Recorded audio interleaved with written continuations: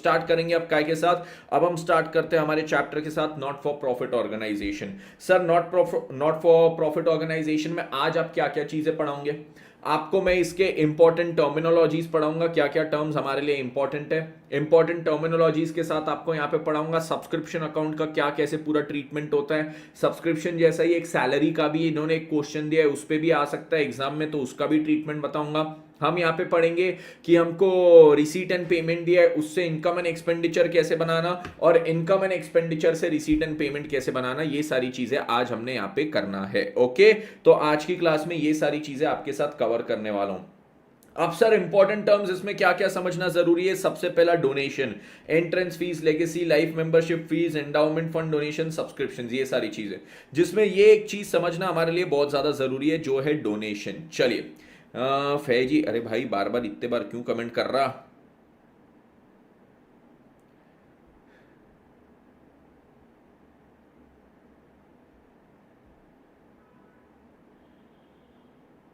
क्या बात है फैजी भाई, क्या बात है, क्या बात है। ओके चलो चलो, यहां से अब आगे बढ़ते हैं। सबसे पहले यहां पे पढ़ते हैं डोनेशन का मीनिंग। सर अब कोई भी एनपीओ क्या होता है? सर एनपीओ एक ऐसा ऑर्गेनाइजेशन रहता है जिसका महत्व रहता है लोगों की सेवा करना, सोसाइटी की सेवा करना। इसका महत्व ये नहीं होता है कि पूरे पैसे अंदर करो, प्रॉफिट दबाओ, रोल्स रॉयस खरीदो और जीवन में मजे करो। यस, ये लोगों से इस सेवा के पैसे चार्ज कर सकता है, ये लोगों से इस सेवा के लिए पैसे कमा भी सकता है, मतलब इनका भी प्रॉफिट हो सकता है, बट प्रॉफिट कमाना इनका महत्व नहीं होता है। अब इनका अगर प्रॉफिट होता भी है ना, जिसको हम यहाँ पे क्या बोलते हैं, सरप्लस, वो सरप्लस भी अब ऐसा नहीं होता है कि जो एनपीओ को संभालने वाले ट्रस्टी होते हैं वो अपने घर पे लेके चले जाएंगे, चलो भैया बिंदास जिएंगे, अब अपने को प्रॉफिट हो गया, अपन ने लोगों की बहुत सेवा की, अपन खुद की अब सेवा करेंगे प्रॉफिट से। ऐसा नहीं होता है। यहां एनपीओ का अगर कुछ प्रॉफिट भी होता है, ये प्रॉफिट भी वापस इसी सोसाइटी के काम में, इसी एनपीओ के काम में ही लगाना पड़ता है। तो समझो हमारा कोई स्पोर्ट्स क्लब है जो स्पोर्ट्स से रिलेटेड एनपीओ है, वहां पे हमने क्या किया, बच्चों को हम क्या सिखाते, फुटबॉल सिखाते। फुटबॉल सिखाने के लिए हमने फीस ली जिससे हमने सारी चीजें की, और वो फीस से सारे एक्सपेंसेस भी हमने बेयर किए। वो एक्सपेंसेस बेयर करने के बाद कुछ प्रॉफिट भी बच गया, तो प्रॉफिट को वापस इस एनपीओ के पर्पस के लिए, इस क्लब के पर्पस के लिए ही हमको यूटिलाइज करना पड़ेगा, और कोई पर्पस के लिए हम इसको यूटिलाइज नहीं कर सकते, पर्सनल पर्पस के लिए नहीं कर सकते। एनपीओ में क्या होता है, फिर लोग देखते हैं कि भैया शुभ शुरुआत, ओके, एक साथ दो। तो एनपीओ में लोग क्या देखते हैं, लोग देखते हैं कि भैया ये लोग बहुत अच्छा काम कर रहे हैं, बहुत अच्छा काम कर रहे हैं, लोगों को फुटबॉल सिखा रहे हैं, छोटे छोटे बच्चों को फुटबॉल सिखा रहे हैं, छोटे छोटे बच्चे फिट हो रहे हैं, फिजिकली फिट हो रहे हैं, इनका स्पोर्ट्समैन स्पिरिट डेवलप हो रहा है, ये एनपीओ कितना अच्छा काम कर रहा है, तो लोग यहां पे बोलेंगे इनका काम चलते रहना चाहिए, इसलिए ये लोग देंगे डोनेशंस देंगे। तो डोनेशन हमारे कुछ अलग अलग प्रकार के हो सकते हैं। कोई व्यक्ति रहेगा जो ऐसा आएगा, खुश हो जाएगा और अपनी जेब से 2000 रुपए निकालेगा, बोले नहीं यार रख लो, तुम रख लो, बहुत मजा आई यार तुम्हारा काम देख के, बस तुम बच्चों को अच्छे से खिलाओ। तो ये जो डोनेशन है, जिस व्यक्ति ने मेरे को ऐसे ही 2000 रुपए पकड़ा के चले गया, इसने क्या यहाँ पे मेरे को कुछ भी बोला क्या कि भैया ये डोनेशन को इस चीज के लिए यूज करना, उस चीज के लिए यूज करना? नहीं, बोले बस तुम काम अच्छा करते रहो। तो मेरे डोनेशन ने यहाँ पे दो प्रकार के होते हैं, एक होता है रेवेन्यू पर्पस और एक होता है कैपिटल पर्पस। रेवेन्यू पर्पस का जो डोनेशन होता है, जो बोलता है हाँ बच्चों को क्या करने का, अच्छे से पानी वानी पिलाने का, उनको एनर्जी ड्रिंक वगैरह पिलाने का, मतलब ये डेली खर्चे के लिए इसने डोनेशन दिया, रेवेन्यू पर्पस के लिए दिया, तो ये डोनेशन को मैं क्या करता हूं, इनकम एंड एक्सपेंडिचर में क्रेडिट कर देता हूं। इस डोनेशन को क्या करूंगा, इनकम एंड एक्सपेंडिचर में क्रेडिट करूंगा। कुछ होता है डोनेशन जो मेरा कैपिटल पर्पस के लिए होता है। अब ये व्यक्ति जो मेरे को डोनेशन देके गया, 2000 की जगह 2 लाख रुपए देके गया, 2 लाख रुपए देके गया, बोले इससे क्या करना, तुम बच्चों के लिए पूरा एक वो क्या बनाना, पूरा पवेलियन वगैरह बनाना जिसमें बच्चे बैठेंगे आराम से, उसको रेस्ट वेस्ट करने की। तो पवेलियन बनाने के लिए उसने मेरे को क्या दिया, एक पूरा डोनेशन दिया। या फिर बोले बच्चों के लिए डगआउट बनाओ जहां पे वो अपनी बैग्स रखे, बैठ सके, उनकी पूरी किट वगैरह रहे। तो ये जो उन्होंने डोनेशन दिया, ये क्या है, स्पेसिफिक एक कैपिटल पर्पस का है और इसका एक स्पेसिफिक इंटेंशन है। तो ऐसे डोनेशन को हम क्या करते हैं, वो स्पेसिफिक फंड के नाम से क्रेडिट करते हैं। मतलब जब डोनेशन मिला तो कैश बैंक में उसको डेबिट करेंगे, और कहां पे क्रेडिट करेंगे, सर पवेलियन बनाने का है ना, तो उसको पवेलियन फंड के नाम से हम इसको क्रेडिट कर देंगे। किस नाम से, पवेलियन फंड के नाम से। तो स्पेसिफिक इंटेंशन का डोनेशन है तो उसको स्पेसिफिक फंड में क्रेडिट कर देना। अगर किसी व्यक्ति ने हमको डोनेशन दिया है, यस, और ये कैपिटल नेचर का है, बोले ये लो 5 लाख रुपए पकड़ो, इसको क्लब के तरक्की के लिए यूज करना, अगेन ये क्या हुआ, कैपिटल पर्पस का हुआ, बट यहां पे क्या कोई स्पेसिफिक इंटेंशन मेरे को बोल के गए क्या, नहीं, तो ऐसे डोनेशन को मैं क्लब के कैपिटल फंड में जोड़ देता हूं। क्या करता हूं, इसको क्लब के कैपिटल फंड में जोड़ देता हूं। कैपिटल फंड में जोड़ देता हूं मतलब क्या, ये जो डोनेशन आया इसको कैपिटल फंड में, मतलब हमारा जो एक ऐसा बोलो जो प्रॉफिट मेकिंग एंटिटीज होती है उसमें जो ओनर ने कंट्रीब्यूट किया हुआ पैसा होता है उसको हम बोलते हैं कैपिटल। यहां पे वो कैपिटल की जगह हम यहां पे बोलते हैं कैपिटल फंड, तो वो कैपिटल फंड में इस डोनेशन को हम जोड़ देंगे। तो सिंपल सी भाषा में अगर मैं आपको बोलूं, मेरे पास डोनेशन दो प्रकार के आते हैं, बच्चों को एनर्जी ड्रिंक वगैरह बराबर पिलाने के लिए, मतलब रेवेन्यू पर्पस के लिए, अच्छे से वो लॉन में पानी डालने के लिए, ग्रास वास अच्छी होनी चाहिए, बच्चों को खेलने में मजा आएगा, रेवेन्यू पर्पस के लिए, तो उसको इनकम एंड एक्सपेंडिचर में क्रेडिट करना। अगर वो कैपिटल पर्पस के लिए आया और कैपिटल पर्पस में भी बोला कि भैया उससे पवेलियन बनाना, तो वो पवेलियन फंड में क्रेडिट होगा। अगर ऐसा कुछ नहीं बोला कि इससे पवेलियन बनाना, बोले तुम क्लब की तरक्की के लिए यूज करो, अच्छा काम करो आगे जाके, तो इसमें कोई स्पेसिफिक इंटेंशन नहीं बोले, तो उसको कैपिटल फंड में हम क्या कर देंगे, क्रेडिट कर देंगे। अब देखो क्या होता है, अगर मेरे को पवेलियन के लिए क्या हुआ, यहां पे पवेलियन के लिए एक डोनेशन आया, मैंने उसको क्या बोला, इसको पवेलियन फंड में हम क्या कर देंगे, क्रेडिट कर देंगे, ठीक है, यस। वैसे ही मेरे को क्या हुआ, मेरे को आगे एक टूर्नामेंट के लिए डोनेशन आया, मेरे को क्या हुआ, एक टूर्नामेंट के लिए डोनेशन आया, तो मैं इसको कहां पे क्रेडिट करूंगा, टूर्नामेंट फंड में। अगर मेरे को क्या हुआ, एक मैंने वहां पे क्लब हाउस बनाया जिसकी पूरी एक बिल्डिंग खड़ी की, तो क्लब हाउस के लिए डोनेशन आया, तो मैं उसको क्या करूंगा, क्लब हाउस फंड में, क्लब हाउस फंड में मैं इसको क्या कर दूंगा, क्रेडिट। सर क्लब हाउस में क्या था, पूरा जिम वगैरह था, सारी चीज थी, तो समझो एक जिम का डोनेशन आ गया, बोले जिम बनाओ, बच्चों को जिम विम करवाओ, बच्चों को वहां पे ट्रेडमिल पे दौड़ाओ, लेग्स वेग स्ट्रॉन्ग करवाओ, उनके बॉडी बॉडी बनाओ, बाइसेप्स वाइसेप्स शोल्डर का वर्कआउट कराओ, जिम का डोनेशन आया, तो उसको कहां पे क्रेडिट करूंगा, सर मैं जिम फंड में क्रेडिट करूंगा, ठीक है। तो जो भी स्पेसिफिक इंटेंशन से आता है उसको वो स्पेसिफिक फंड में हम क्या करते हैं, क्रेडिट करते हैं। अब मैंने क्या किया, ये जिम फंड के लिए मेरे को आया था डोनेशन, यस सर, तो मैंने उसको जिम फंड में क्रेडिट कर दिया। अब फिर क्या हुआ, ये डोनेशन को यूज करके मैंने एक असेट एक्वायर किया, मैंने क्या किया, जिम के इक्विपमेंट्स खरीदे, मशीन्स खरीदी। अब जो मैंने यहां पे जिम के इक्विपमेंट्स खरीदे हैं, जिम की मशीन खरीदी है, उसका मैं क्या करूं, सभी लोग ध्यान दो, ये जो असेट्स मैंने अक्वायर किए, ये वाले डोनेशन को यूज करके, ये डोनेशन को यूज करके, ये जो मैंने असेट्स अक्वायर किए, यहां पे बोलते हैं मित्रों आपने क्या करने का, ऐसे असेट्स को हमने हमारे बैलेंस शीट में सेपरेटली डिस्क्लोज करके दिखाना है। सर सेपरेटली डिस्क्लोज मतलब ऐसा नहीं कि बाकी मैंने मशीन्स के साथ ये मशीन को भी ऐसे ही रैंडमली बता दिया, नहीं नहीं नहीं, आप ऐसा नहीं करोगे, इसको सेपरेटली डिस्क्लोज करोगे। सेपरेटली डिस्क्लोज का मतलब क्या होता है, सेपरेटली डिस्क्लोज का मतलब होता है कि बैलेंस शीट में जब असेट्स में यहां पे लोग देखेंगे, असेट साइड में, असेट साइड में ये सारी मशीन्स देखते हैं, तो वो मशीन्स में ना उनको ये अलग दिखना चाहिए कि हमारे जिम फंड से, जो जिम फंड था उससे ये मशीन आई है, तो machine acquired from gym fund, ऐसा पूरा अलग से यहां पे दिखना चाहिए। इसको सेपरेटली मैंने क्या करना है, डिस्क्लोज करना है on the asset side of balance sheet. फिर बोलते हैं आपने क्या किया, अगर ये जिम फंड को यूज करके आपने कुछ इनकम जनरेट की, अब किसी ने मेरे को क्या किया था, ये जिम फंड दिया था, ये जिम फंड दिया था जिससे मैंने जिम बनाया, और जिम बनाया तो जिम में मैंने एंट्रेंस फीस लगाई कि भैया जिम यूज करना है तो तुमको महीने के 1,000 रुपए देना पड़ेगा। तो ये क्या हुआ, यहाँ पे 1,000 रुपए अगर लोग देते हैं तो मेरे को इनकम जनरेट हुई, तो बोलते income generated from such asset should be added that is credited to such fund. तो ये जो जिम यूज किया लोगों ने, उससे जो इनकम जनरेट हुई उसको वापस में कहां ऐड करूंगा, जिम के फंड में ऐड करूंगा।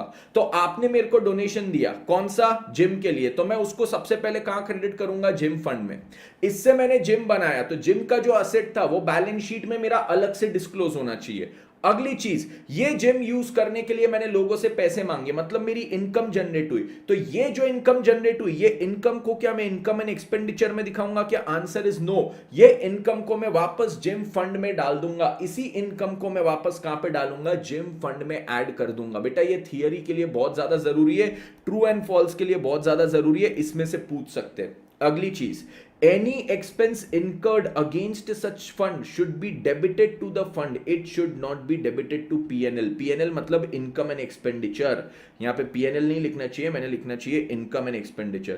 तो यहाँ पे ये लोग क्या बोल रहे हैं कि आपका अगर इस फंड से कुछ भी खर्चा होता है, सर जिम में क्या किया, मेंटेनेंस के लिए मैंने 2 ट्रेनर्स लगाए, जिम प्रॉपरली चले इसके लिए 2 ट्रेनर्स लगाए, एक वहां पे मेंटेनेंस के लिए, एक वो स्वीपर वगैरह लगाया। तो ये जो खर्चा वगैरह हो रहा है इस फंड से, इसको ये फंड से डिडक्ट करोगे आप, इसको इनकम एंड एक्सपेंडिचर में डेबिट नहीं करोगे। ये चीज सभी को क्लियर? ठीक है, तो यहां पे सिंपल सी बात, सर देखो सबसे पहले क्या हुआ, मेरे को यहां पे जिम फंड के लिए पैसा आया, तो मेरे को जिम फंड, जिम बनाने के लिए पैसा आया, तो उसको मैं क्या कर दूंगा सर, उसको मैं यहां पे जिम फंड में ऐड कर दूंगा, मतलब जिम फंड में क्या कर दूंगा, क्रेडिट कर दूंगा। कितना पैसा आया, 50,000 रुपए। डन। सर ये फंड यूज करके अगर मैंने जिम बनाया, जिम मेरे लिए क्या हो गया, असेट, मतलब उसमें मैंने इक्विपमेंट्स वगैरह खरीदे एंड एवरीथिंग। ये असेट को मैंने क्या करना है, बैलेंस शीट में सेपरेटली डिस्क्लोज करना है। यस सर, बहुत बढ़िया, बैलेंस शीट में इसको सेपरेटली डिस्क्लोज करेंगे। अगली चीज क्या है सर, ये जिम फंड से अब क्या हुआ, ये लोगों ने असेट वगैरह यूज किया, मतलब ये फंड से मेरे को क्या हुई, इनकम जनरेट हुई, ये फंड से मेरे को इनकम जनरेट हुई, तो इनकम को क्या करूंगा, फंड में मैं ऐड कर दूंगा। तो ये 10,000 को मैंने यहां पे ऐड कर दिया, ये कितना हो गया, 60,000। अब सर ये फंड से रिलेटेड ही मेरे को खर्चे हुए, एक्सपेंसेस हुए, तो यहां पे क्या हुआ, मेंटेनेंस एक्सपेंसेस जिम के हुए, तो मेंटेनेंस एक्सपेंसेस को भी कहां से माइनस करूंगा, यहीं से। तो ये 5,000 का मेंटेनेंस का खर्चा हुआ, इसको यहीं से माइनस करूंगा, ये इसको भी मैं इनकम एंड एक्सपेंडिचर में नहीं दिखाऊंगा। ये चीज सभी को क्लियर हुआ, ये चीज सभी को क्लियर हुआ, एब्सोल्युटली क्लियर हुआ, 100% क्लियर। ठीक है, ठीक है, ठीक है, ठीक है, ठीक है, ठीक है, ठीक है, ओके ओके, ठीक है, सभी के दिमाग में बात गई। ओके, तो ये हुआ हमारा डोनेशन की बात। डोनेशन सबसे पहले रेवेन्यू पर्पस से आया तो इनकम एंड एक्सपेंडिचर में डालो, कैपिटल पर्पस से आया तो उसको देखो, स्पेसिफिक इंटेंशन है तो स्पेसिफिक फंड में, कोई स्पेसिफिक इंटेंशन नहीं है तो कैपिटल फंड में। फिर स्पेसिफिक फंड को अलग से मेंटेन करो, उससे अक्वायर किए हुए असेट्स को अलग से डिस्क्लोज कियो करो। ये स्पेसिफिक फंड से इनकम हुई तो इनकम को यहीं पे ऐड कर दो, और एक्सपेंसेस हुए तो उसको इसी फंड में से माइनस कर दो। गया दिमाग में? ओके सर, चलो यहां से आगे बढ़ेंगे। सर एंट्रेंस फीस हमारे लिए क्या होती है, हमारे लिए एंट्रेंस फीस क्या होती है? अगर मैं यहां पे एंट्रेंस फीस की बात करता हूं तो एंट्रेंस फीस मतलब आपको अगर मेरे ये क्लब का हिस्सा बनना है, मेरे स्पोर्ट्स क्लब का हिस्सा बनना है, तो मैं बोलूंगा बेटा सबसे पहले आपको क्या करना पड़ेगा, एक वन टाइम फी देनी पड़ेगी 50,000। तो ये वन टाइम फी आपको देना पड़ेगा, फिर आप लाइफ टाइम मेंबर बन जाते हो। ठीक है, तो आपको अगर ये लाइफ टाइम मेंबर बनना है तो आपको 50,000 की फी देनी पड़ेगी। फिर यहां पे हमारे क्लब में जितने भी स्पोर्ट्स की फैसिलिटीज है आप सारी चीजें यूज कर सकते हो। तो सर ये जो एंट्रेंस फीस है कौन से नेचर की होती है, ये कैपिटल नेचर की होती है। इसको कहां पे हम लेके जाते हैं, हमारे बैलेंस शीट में लाइबिलिटी साइड में इसको लिखते हैं। सर अगली चीज लेगेसी। लेगेसी क्या होता है, अब देखो मैं ये चला रहा था अपना स्पोर्ट्स क्लब, जिसमें मैं छोटे छोटे बच्चों को खिला रहा था, छोटे छोटे बच्चों को खिला रहा था, और सब बड़े बड़े लोगों को भी बोल रहा था भैया तुमको भी आके खेलना है तो खेलो, स्पोर्ट्स की सारी फैसिलिटीज है, A1 फैसिलिटीज है, टॉप नॉच फैसिलिटीज है, सब यूज करो। ये देख के एक बूढ़े अंकल बहुत खुश हो गए, बोले भाई ये नॉट फॉर प्रॉफिट ऑर्गेनाइजेशन क्या काम कर रहा है, बहुत जोरदार काम कर रहा है, ये बहुत बढ़िया काम कर रहा है। बोले मेरे जाने के बाद मेरा तो कोई है नहीं, मैं क्या करूंगा, मेरे जितने भी करोड़ों रुपए की वसीयत है ना, ये इनको मैं दान दे दूंगा। मेरे जाने के बाद मेरा कोई है नहीं, मेरी जितनी करोड़ों रुपए की वसीयत है वो इसी स्पोर्ट्स क्लब को दूंगा। अंकल क्या कर रहे हैं, अंकल अपनी लेगेसी हमारे स्पोर्ट्स क्लब को ट्रांसफर कर दे रहे हैं। अंकल बोल रहे हैं उनकी पूरी लेगेसी, उनकी आज तक की जितनी भी नेटवर्क थी, उनकी जितनी जमा पूंजी थी, वो हमको ट्रांसफर कर रहे हैं। तो ये लेगेसी भी हमारे लिए क्या हुआ, ये हमारे लिए सर एक कैपिटल रिसीट हुआ, ये कैपिटल नेचर का है, इसको भी हम क्या करेंगे, बैलेंस शीट में दिखाएंगे। तो लेगेसी क्या होता है, it is the amount received by an organisation as per the will of the person after the death of the person. उस पर्सन के गुजर जाने के बाद उसकी विल, वसीयत के अनुसार हम उनसे कुछ अमाउंट रिसीव करेंगे, जितना भी अमाउंट उन्होंने बोला होगा, तो उसको हम यहां पे नाम देते हैं legacy. It should be capitalised and shown on the liability side of the balance sheet by adding to the capital fund. तो इसको बोलते क्या करने का, कैपिटलाइज करने का। इसको क्या करोगे, कैपिटलाइज करोगे, and shown on the liability side of the balance sheet by adding to the capital fund. हमारा जो कैपिटल फंड होता है उसमें ये लेगेसी आपकी जुड़ जाएगी। एकदम सिंपल बात। ठीक है, उसके बाद क्या है, लाइफ मेंबरशिप फीस। जैसा यहां पे मैंने एंट्रेंस फीस बोला ना, उससे सिमिलर ही यहां पे लाइफ मेंबरशिप फीस होता है कि भैया तुमको वन टाइम इस एक जन्म के लिए, इस एक लाइफ के लिए मेंबरशिप चाहिए तो ये ले लो, हमसे कितने में ले लो, 50,000 में ले लो। तो लाइफ मेंबरशिप फीस भी हमारे लिए बेसिकली क्या होता है, ये कैपिटल नेचर का होता है। तो इसको भी हम कैपिटलाइज करके हमारे कहां पे वो जो कैपिटल फंड होता है उसमें ऐड कर देते हैं। फिर एंडाउमेंट फंड डोनेशन क्या होता है, अगेन ये थियरी के लिए जरूरी है, what is endowment fund donation. तो बोलते हैं एंडाउमेंट फंड डोनेशन मतलब क्या, it is a donation received, ये एक डोनेशन है, income from that donation is to be used for certain purpose. अब यहां पे ये डोनेशन में बोला है कि ये डोनेशन से जो इनकम होगी ना क्लब को, इसको स्पेसिफिक पर्पस से यूज करना है। In such cases income related to special funds should be added to these funds on the liability side of the balance sheet. मतलब क्या था, यहां पे बोले कि वो जो जिम फंड था, जिम था, जिम के लिए मेरे को एक डोनेशन मिला, तो उसको वो डोनेशन को मैंने क्या किया, जिम फंड में डाला। साथ ही साथ क्या है, यहां पे वो डोनर ने मेरे को बोला कि ये डोनेशन करके, ये फंड से आपको जो भी इनकम होगी, वो इनकम को भी आप ये जिम के लिए ही यूज करोगे, जिम के पर्पस के लिए यूज करोगे, इससे जिम को कंटिन्यूस अपडेट करते रहना, ये वो। तो ये लोग भी बोलते हैं income from that donation is to be used for that certain specific purpose. In such cases income relating to special fund should be added to these funds। तो इनकम को भी उस पर्टिकुलर फंड में ही ऐड करते जाना, बार बार income को भी वो पर्टिकुलर फंड में ही ऐड करके जाना। और बोलते हैं ये जो ऐसा डोनेशन होता है, उससे अगर आपको कुछ एक्सपेंसेस भी होते हैं तो क्या करने का, उसको डिडक्ट करने का, कहां से, वो फंड में से ही, इनकम एंड एक्सपेंडिचर में से नहीं, वो जो एक्सपेंसेस भी हुए उसको भी वो फंड में से ही डिडक्ट करना from the liability side of the balance sheet. ठीक है, इलस्ट्रेशन नंबर 5 पे आओ एक बार सभी लोग, फटाफट इलस्ट्रेशन नंबर 5 पे आओ। इससे रिलेटेड ना उन्होंने एक कॉन्सेप्चुअल क्वेश्चन हमको दिया है, वो हम फटाक से देख लेते हैं, आपको समझा देते हैं कि इलस्ट्रेशन नंबर 5 में वो लोग कहना क्या चाहते हैं। कहना गलत गलत न न न न सही सही, कहाँ है बे इलस्ट्रेशन नंबर 5, न न न न न न सर, क्या बात है, क्या गाते हो सर, मजा आ गया sir, what a singer, what a singer sir, what a singer, what a singer. चलो आओ इलस्ट्रेशन नंबर 5 पे आओ। From the following information of a club show the amounts of match expenses and match fund. Match fund and match expenses का आपने यहाँ पे presentation करना है in the appropriate financial statements of the club for the year ended 31 March 2020। देखो हमको यहाँ पे बोलते हैं match expenses paid during the year 31 March 20। पूरे साल में आपके मैच एक्सपेंसेस कितने हुए, साल के शुरुआत में मैच फंड कितना था, डोनेशंस कितने मिले आपको मैच के लिए, और फिर बोलते proceeds from sale of match tickets during the year. तो बोले proceeds from sale of match tickets, match tickets बेच के आपको कितने पैसे आए। ठीक है, अब देखो यहां पे क्या है, सबसे पहले मेरे पास साल के शुरुआत में क्या था, मैच फंड कितने का था, 30,000, यस सर। फिर क्या है, ये लोग बोलते हैं आपके पास एक स्पेसिफिक फंड है, उससे रिलेटेड डोनेशन आए, तो ये डोनेशन को भी क्या करूंगा, इस फंड में ऐड, तो 30,000 में 55,000 ऐड कर दूंगा, कितना हो गया 85,000। सर अब ये फंड का बैलेंस 85,000 हो गया। फिर बोलते हैं proceeds from sale of match tickets during the year, इस फंड से रिलेटेड मेरे को इनकम हुई है, इस फंड से मेरे को क्या हुई है, इनकम, तो ये इनकम को क्या करूंगा, ऐड कर दूंगा, इस इनकम को क्या करूंगा, फंड में ऐड कर दूंगा। तो ये 1,05,000 मेरा क्या हुआ है सर, यहां पे ऐड कर दिया मैंने। ठीक है, इसको मैंने क्या किया, ऐड किया इस फंड में, तो टोटल कितना हो गया 1,05,000। अब ये फंड का बैलेंस है, मेरे फंड में टोटल 1,05,000 रुपए। ठीक है, इसके बाद क्या है, इसके बाद match expenses paid during the year ended. अब इस साल के पूरे मैच एक्सपेंसेस कितने हुए, 1,10,000। बोलते हैं अगर ये फंड से रिलेटेड खर्चा हुआ तो उसको फंड में से डिडक्ट करो। सर मेरे पास फंड का बैलेंस अभी कितना था, फंड का बैलेंस मेरे पास था 1,05,000, तो उसमें से मैं कितना खर्चा डिडक्ट कर सकता हूं, सर आप 1,05,000 का ही खर्चा डिडक्ट कर सकते हो।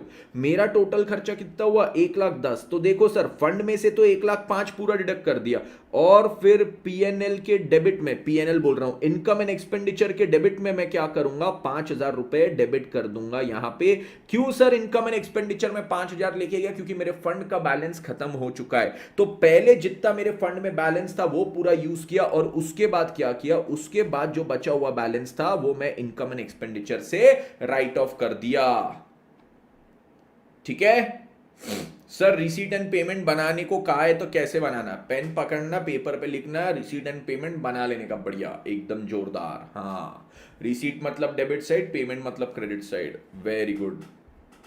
उसका क्वेश्चन था, मैंने समझा दिया। अबे हंस क्या रहे हो बे, हंसना नहीं है, उसका क्वेश्चन ही वो था।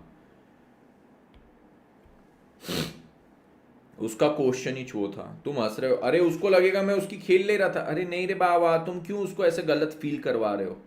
ऐसे ऐसे करवाते हैं क्या? ऐसे नहीं करवाते। उसका क्वेश्चन था भैया वो।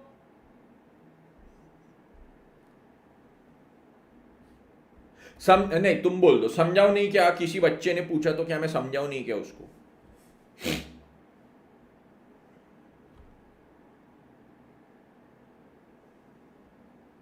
चलो आओ, सब्सक्रिप्शन पे आओ, सब्सक्रिप्शन पे आओ। अब सब्सक्रिप्शन सर हमारे लिए ना बहुत कठिन होता है। सब्सक्रिप्शन का अकाउंट बनाना कंफ्यूजिंग है, दिमाग का दही होता है सर। सब्सक्रिप्शन का अकाउंट बनाना दिमाग का दही होता है। तो देखो, अब सब्सक्रिप्शन की अगर हमारे साथ बात की गए तो सब्सक्रिप्शन के रिगार्डिंग हमने क्या करना है, देखो देखो देखो देखो देखो। अब क्या है, अब क्या है? सब्सक्रिप्शन बेसिकली कोई भी क्लब के लिए, कोई भी एनपीओ के लिए, नॉट फॉर प्रॉफिट ऑर्गेनाइजेशन के लिए क्या होता है sir? Subscription is an income. Income क्यों? क्योंकि जो मेरे मेंबर्स होंगे उनसे मैं सब्सक्रिप्शन लेते रहूंगा। अगर उनको मेरे क्लब की फैसिलिटीज डेली बेसिस पे यूज करनी है तो मैं उनसे मंथली सब्सक्रिप्शन लेते रहूंगा, या फैसिलिटी के बेसिस पे सब्सक्रिप्शन यूज करते रहूंगा। अगर मैं अपने क्लब में 10 फैसिलिटी यूज प्रोवाइड कर रहा हूं, उसमें से उनको जो जो फैसिलिटीज यूज करना है उसके लिए महीने का 500 रुपए, 700 रुपए, 1000 रुपए वैसे लेते रहूंगा। तो ये सब्सक्रिप्शन मेरे क्लब के लिए, मेरे एनपीओ के लिए क्या होता है? एनपीओ के लिए दिस इज एन इनकम। ठीक है। अब देखो आगे अगली चीज। सर ये जो इनकम है, अब सिंपल सा एक लॉजिक लगाना, अगर आपके लिए कोई इनकम है और वो इनकम आपको अभी तक रिसीव नहीं हुई, इनकम इज ड्यू, इनकम हो चुकी है, मतलब अब देखो मैं यहां पे बोलता हूं, यहां पे अल्टीमेट सीए ने आपको क्लासेस प्रोवाइड की, आपने हमारी क्लासेस ज्वाइन कर ली, आपको हमारे ऐप का हमने एक्सेस दे दिया जो केवल रजिस्टर्ड स्टूडेंट्स को मिलता है, तो हमारे लिए क्या हो गया? सेल हो गया। पैसे अभी मिलने के, तो मैं यहां पे क्या बोल रहा हूं? सेल हो गया मतलब इनकम हो गई।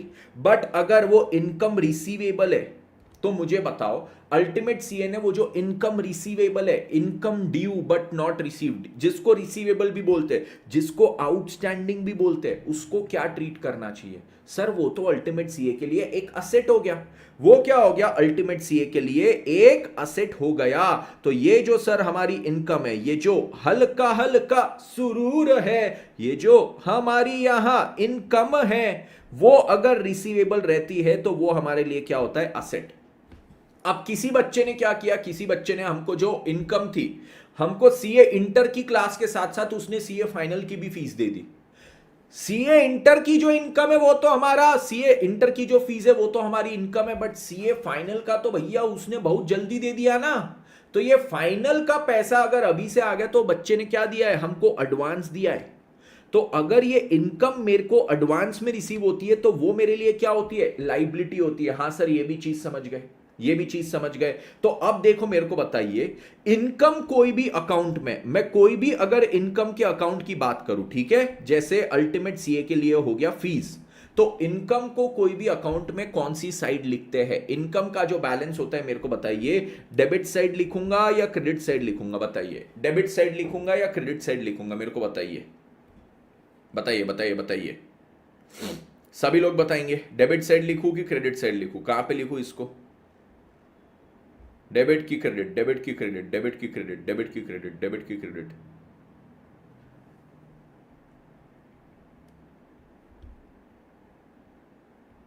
मैक्सिमम लोगों का आंसर गलत। इनकम को बेटा, हम जो इनकम का फिगर है उसको जब पीएनएल में ट्रांसफर करते ईयर एंड में, तो उसको कहां लिखते बेटा? डेबिट में लिखते। उसको यहां पे लिखते डेबिट में। इनकम जब रिसीव होती है, इनकम जब रिसीव होती है by cash, cash account debit to fees, तब उसको यहां पे लिखते हैं, ये हो गया इनकम रिसीव्ड। उसको तब इस अकाउंट में यहां पे लिखेंगे। ठीक है। तो आपकी अगर कोई भी इनकम रिसीव हुई तो क्या हुआ? Cash bank account debit to, यहां पे क्या? फीस, तो वो उसको मैं यहां पे क्रेडिट करूंगा। इस इनकम को जब मेरे को ट्रांसफर करना है, जो पूरे साल की मेरी इनकम है, ये इनकम को अगर मैंने क्या करना है? मेरे पीएनएल में ट्रांसफर करना है, मेरे साल भर की इनकम को पीएनएल में ट्रांसफर करना है, तो बताइए पीएनएल में क्या होगा?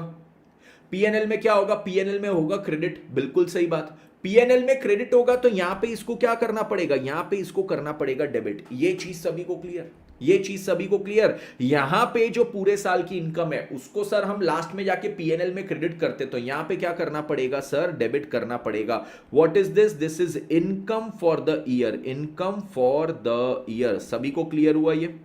What is this? Income for the year को हम क्या करते हैं सर, यहां पे उसके अकाउंट में डेबिट करते हैं कि जाके वो पीएनएल में क्रेडिट होगा। अब इसके बाद देखो सर, अगर मेरी इनकम रिसीवेबल है, मतलब आपने क्या बोला, ये हमारा असेट है, तो असेट का ओपनिंग और क्लोजिंग बैलेंस मेरे को बताओ। अगर मैं बोलता हूं कि साल के शुरुआत में मेरी 100 रुपए की इनकम रिसीवेबल है, मतलब सर असेट है साल के शुरुआत में, तो असेट का ओपनिंग बैलेंस क्या रहता है? ओपनिंग रिसीवेबल को मैं यहां पे दिखाऊंगा डेबिट साइड। सर साल के अंत में अगर 200 रुपए की इनकम रिसीवेबल है तो कहां पे दिखाऊंगा? जो मेरा क्लोजिंग रिसीवेबल है उसको मैं यहां पे दिखाऊंगा। Yes sir. सर यहां पे आपने बोला कि इनकम अगर एडवांस में मिल गई तो आपके लिए क्या है? लाइबिलिटी है। तो मेरे को बताओ, अगर इनकम एडवांस में मिल गई और वो लाइबिलिटी है, तो लाइबिलिटी का ओपनिंग बैलेंस कौन सी साइड रहता है? लाइबिलिटी का ओपनिंग बैलेंस होता है क्रेडिट साइड। तो मेरे पास अगर एडवांस इनकम आई, ओपनिंग एडवांस, साल के शुरुआत में समझो 50 रुपए एडवांस में आ चुके थे, साल के अंत में कितना? साल के अंत में मेरे पास 75 रुपए एडवांस में आ चुके थे, तो ये मेरे लिए क्या हो गया? ये मेरे लिए हो गया सर लाइबिलिटी का ओपनिंग क्लोजिंग बैलेंस। अब मैं आपको सिंपल पूछता हूं कि ये देखो, ये जो लाइबिलिटी है, ये जो असेट है, और ये जो इनकम की मैं बात कर रहा था, ये सब काय का है? ये सब एक ही चीज का है। मैं फीस की बात कर रहा हूं, फीस रिसीव्ड। ये क्या है? Fees received. फीस से जो टोटल इनकम हुई साल भर की, फीस स्टार्टिंग में कितनी रिसीवेबल थी, एंड में कितनी रिसीवेबल थी, स्टार्टिंग में कितनी एडवांस मिली, एंड में कितनी एडवांस मिली। तो मैं अगर आपको बोलूं कि मित्र मंडली, मेरे को मेरी इनकम का एक अकाउंट ही बनाना है, मेरे को मेरी इनकम का एक अकाउंट ही बनाना है, और मैं अब एनपीओ के पॉइंट ऑफ व्यू से बात करता हूं, तो इनकी इनकम को मैं क्या बोलता हूं? Subscription income. इसका मेरे को एक अकाउंट बनाना है, तो ये एक अकाउंट कैसे बनेगा? देखो यहां पे क्या होगा, सब्सक्रिप्शन अकाउंट की मैं बात करूं तो सब्सक्रिप्शन अकाउंट में सबसे पहले सर सब्सक्रिप्शन रिसीव हुआ, कैश बैंक टू सब्सक्रिप्शन, तो सब्सक्रिप्शन में क्रेडिट करूंगा बाय कैश बैंक। बिल्कुल सही बात, ये क्या है? Subscription received. सर फिर जो साल भर की सब्सक्रिप्शन इनकम थी उसको कहां पे लेके जाएंगे? इनकम एंड एक्सपेंडिचर में। वहां पे क्या करेंगे? क्रेडिट। तो यहां क्या करना पड़ेगा? Debit. Subscription account debit to income and expenditure. This is what? This is income for the year. ये क्या है? This is income received. Yes sir. अब सर देखो, सब्सक्रिप्शन ना कुछ मेंबर से स्टार्टिंग में रिसीवेबल था और एंड तक भी किसी किसी से रिसीवेबल था। रिसीवेबल है मतलब क्या है? मेरे लिए असेट है। तो स्टार्टिंग में जो असेट था, ओपनिंग रिसीवेबल, या इसको बोलते ओपनिंग आउटस्टैंडिंग, ये मैं यहां पे डेबिट में दिखाऊंगा, और ये जो क्लोजिंग रिसीवेबल है, साल के अंत का जो असेट है क्लोजिंग रिसीवेबल, वो मैं यहां पे दिखाऊंगा क्रेडिट साइड, क्योंकि असेट का क्लोजिंग बैलेंस क्रेडिट साइड आता है। फिर यहां पे क्या है सर? जो आउटस्टैंडिंग है, सर आउटस्टैंडिंग नहीं, जो स्टूडेंट से मेरे को सब्सक्रिप्शन एडवांस में आ चुका है, जो मेंबर से सब्सक्रिप्शन एडवांस में आ चुका है, इसका मैं क्या करूं? इसको मैं यहां पे लिखूंगा ओपनिंग एडवांस। ओपनिंग एडवांस कितना हो जाएगा? यहां पे 200। और ये क्लोजिंग एडवांस यहां पे कितना हो जाएगा? क्लोजिंग एडवांस यहां पे ले लो 250। ठीक है, तो ये मेरे पास क्या हो गया? ये देखो, एक ही सब्सक्रिप्शन अकाउंट में मैंने क्या क्या चीज रिकॉर्ड कर ली sir? Subscription income received, subscription income for the year, ये असेट का, सब्सक्रिप्शन से जो असेट था उसका ओपनिंग बैलेंस, ये असेट का क्लोजिंग बैलेंस, ये सब्सक्रिप्शन की जो लाइबिलिटी थी वो लाइबिलिटी का क्या है? ओपनिंग बैलेंस, और ये जो लाइबिलिटी थी इसका आएगा क्लोजिंग बैलेंस। ये चीज सभी को clear? Yes yes yes yes yes. जो इस साल का ओपनिंग है वो ऑब्वियसली पिछले साल का क्लोजिंग था। ठीक है, ओके ओके। चलिए, तो अब क्या है, इस पे ना हमको पूरा का पूरा क्वेश्चन पूछ सकते हैं, इस सब्सक्रिप्शन वाली चीज पे मेरे को पूरा का पूरा क्वेश्चन पूछ सकते हैं। तो ये जो मेरी सब्सक्रिप्शन वाली चीज है, इसका मैं क्या करता हूं, अब आपके साथ क्वेश्चन सॉल्व करता हूं। चलिए सर, सब्सक्रिप्शन वाली चीज का क्वेश्चन करेंगे हम। आईसीआई के मटेरियल पे आएंगे। आईसीआई के मटेरियल में कौन सा वाला क्वेश्चन है? इलस्ट्रेशन 5 है क्या? नहीं, इलस्ट्रेशन 5 नहीं, इलस्ट्रेशन 6 है क्या? यस सर, इलस्ट्रेशन 6 पे आइए। चलो आ जाओ इलस्ट्रेशन नंबर 6 पे। यहाँ पे बहुत सारी मैंने मार्किंग की है, ये मार्किंग को एक बार मेरे को हटाने दो। सभी लोग आएंगे इलस्ट्रेशन नंबर 6 पे। एग्जाम में आपको पूरे 5 मार्क के लिए ये पूछा जा सकता है। ठीक है, चलो सभी लोग तैयार इलस्ट्रेशन 6 के साथ स्टार्ट करने के लिए? Everybody ready to start with this? Everybody ready to start with this? ठीक है, ओके। चलिए, तो अब देखो यहां पे क्या चीज है। यहां पे ये लोग बोलते हैं during the year ended 31 March 2020 subscription received by Jaipur literary society were 4,50,000। देखो सब्सक्रिप्शन रिसीव्ड कितना था? सब्सक्रिप्शन रिसीव्ड जो मेरा था ना सर साल भर में, वो था 4,50,000। तो देखो यहां पे ना मैं क्या करूंगा, एक टाइमलाइन खींचूंगा। ठीक है सर, या आपने खींची एक टाइमलाइन, ये पूरे साल में कब से कब तक सर 1/4/19 से लेके 31/3/20 तक, 31/3/20 तक मैंने टोटल कितना रिसीव किया हूं सर? जो मेरा रिसीव हुआ है ना total subscription receive, that is 4,50,000 done. Those subscription included 20,000 receive for the year ended 31 मार्च 2019। ये 4.5 लाख में 20,000 के सब्सक्रिप्शन पता है कब के थे? Year ended 31 March 19। 20,000 सब्सक्रिप्शन मेरे को लास्ट ईयर के मिले। मतलब सर साल के शुरुआत में ये क्या थे? ये ओपनिंग रिसीवेबल थे साल के शुरुआत में, 20,000 का रिसीवेबल था, और ये जो 20,000 साल के शुरुआत में रिसीवेबल था वो मेरे को इसमें मिला।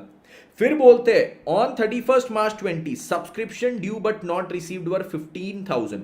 कब? 31 मार्च 20 सब्सक्रिप्शन ड्यू हो चुका है बट रिसीव नहीं हुआ है, ये क्लोजिंग रिसीवेबल हो गया यहां पे। This is closing receivable. Closing receivable कितना है? इन्होंने बोला 15,000 साल के अंत में जो सब्सक्रिप्शन मेरे को नहीं मिला है। उसके बाद क्या चीज है? उसके बाद यहां पे क्या चीज है? Advance subscription received for the year ending 31 March 20 but pertaining to 21 amounted to 26,000। तो देखो 31 मार्च 20 को जो एडवांस में सब्सक्रिप्शन मिला है but it is pertaining to the next year, that is 26,000। तो ये क्या होगा? ये हो जाएगा मेरा क्लोजिंग एडवांस। क्लोजिंग एडवांस कितना है? मेरा क्लोजिंग एडवांस है यहां पे 26,000। ये चीज सभी को क्लियर है? उसके बाद ये लोग क्या बोलते हैं? Subscription received in advance for the year ended 31 March 19 includes 18,000 pertaining to 1920। मेरे को यहां पे 31 मार्च 19 फाइनेंशियल ईयर में कुछ सब्सक्रिप्शन मिल गए थे बट वो इस साल से रिलेटेड थे। तो सर ये क्या हो गया? ओपनिंग एडवांस मेरा यहां पे हो गया। ओपनिंग एडवांस कितना हो गया सर? 18,000।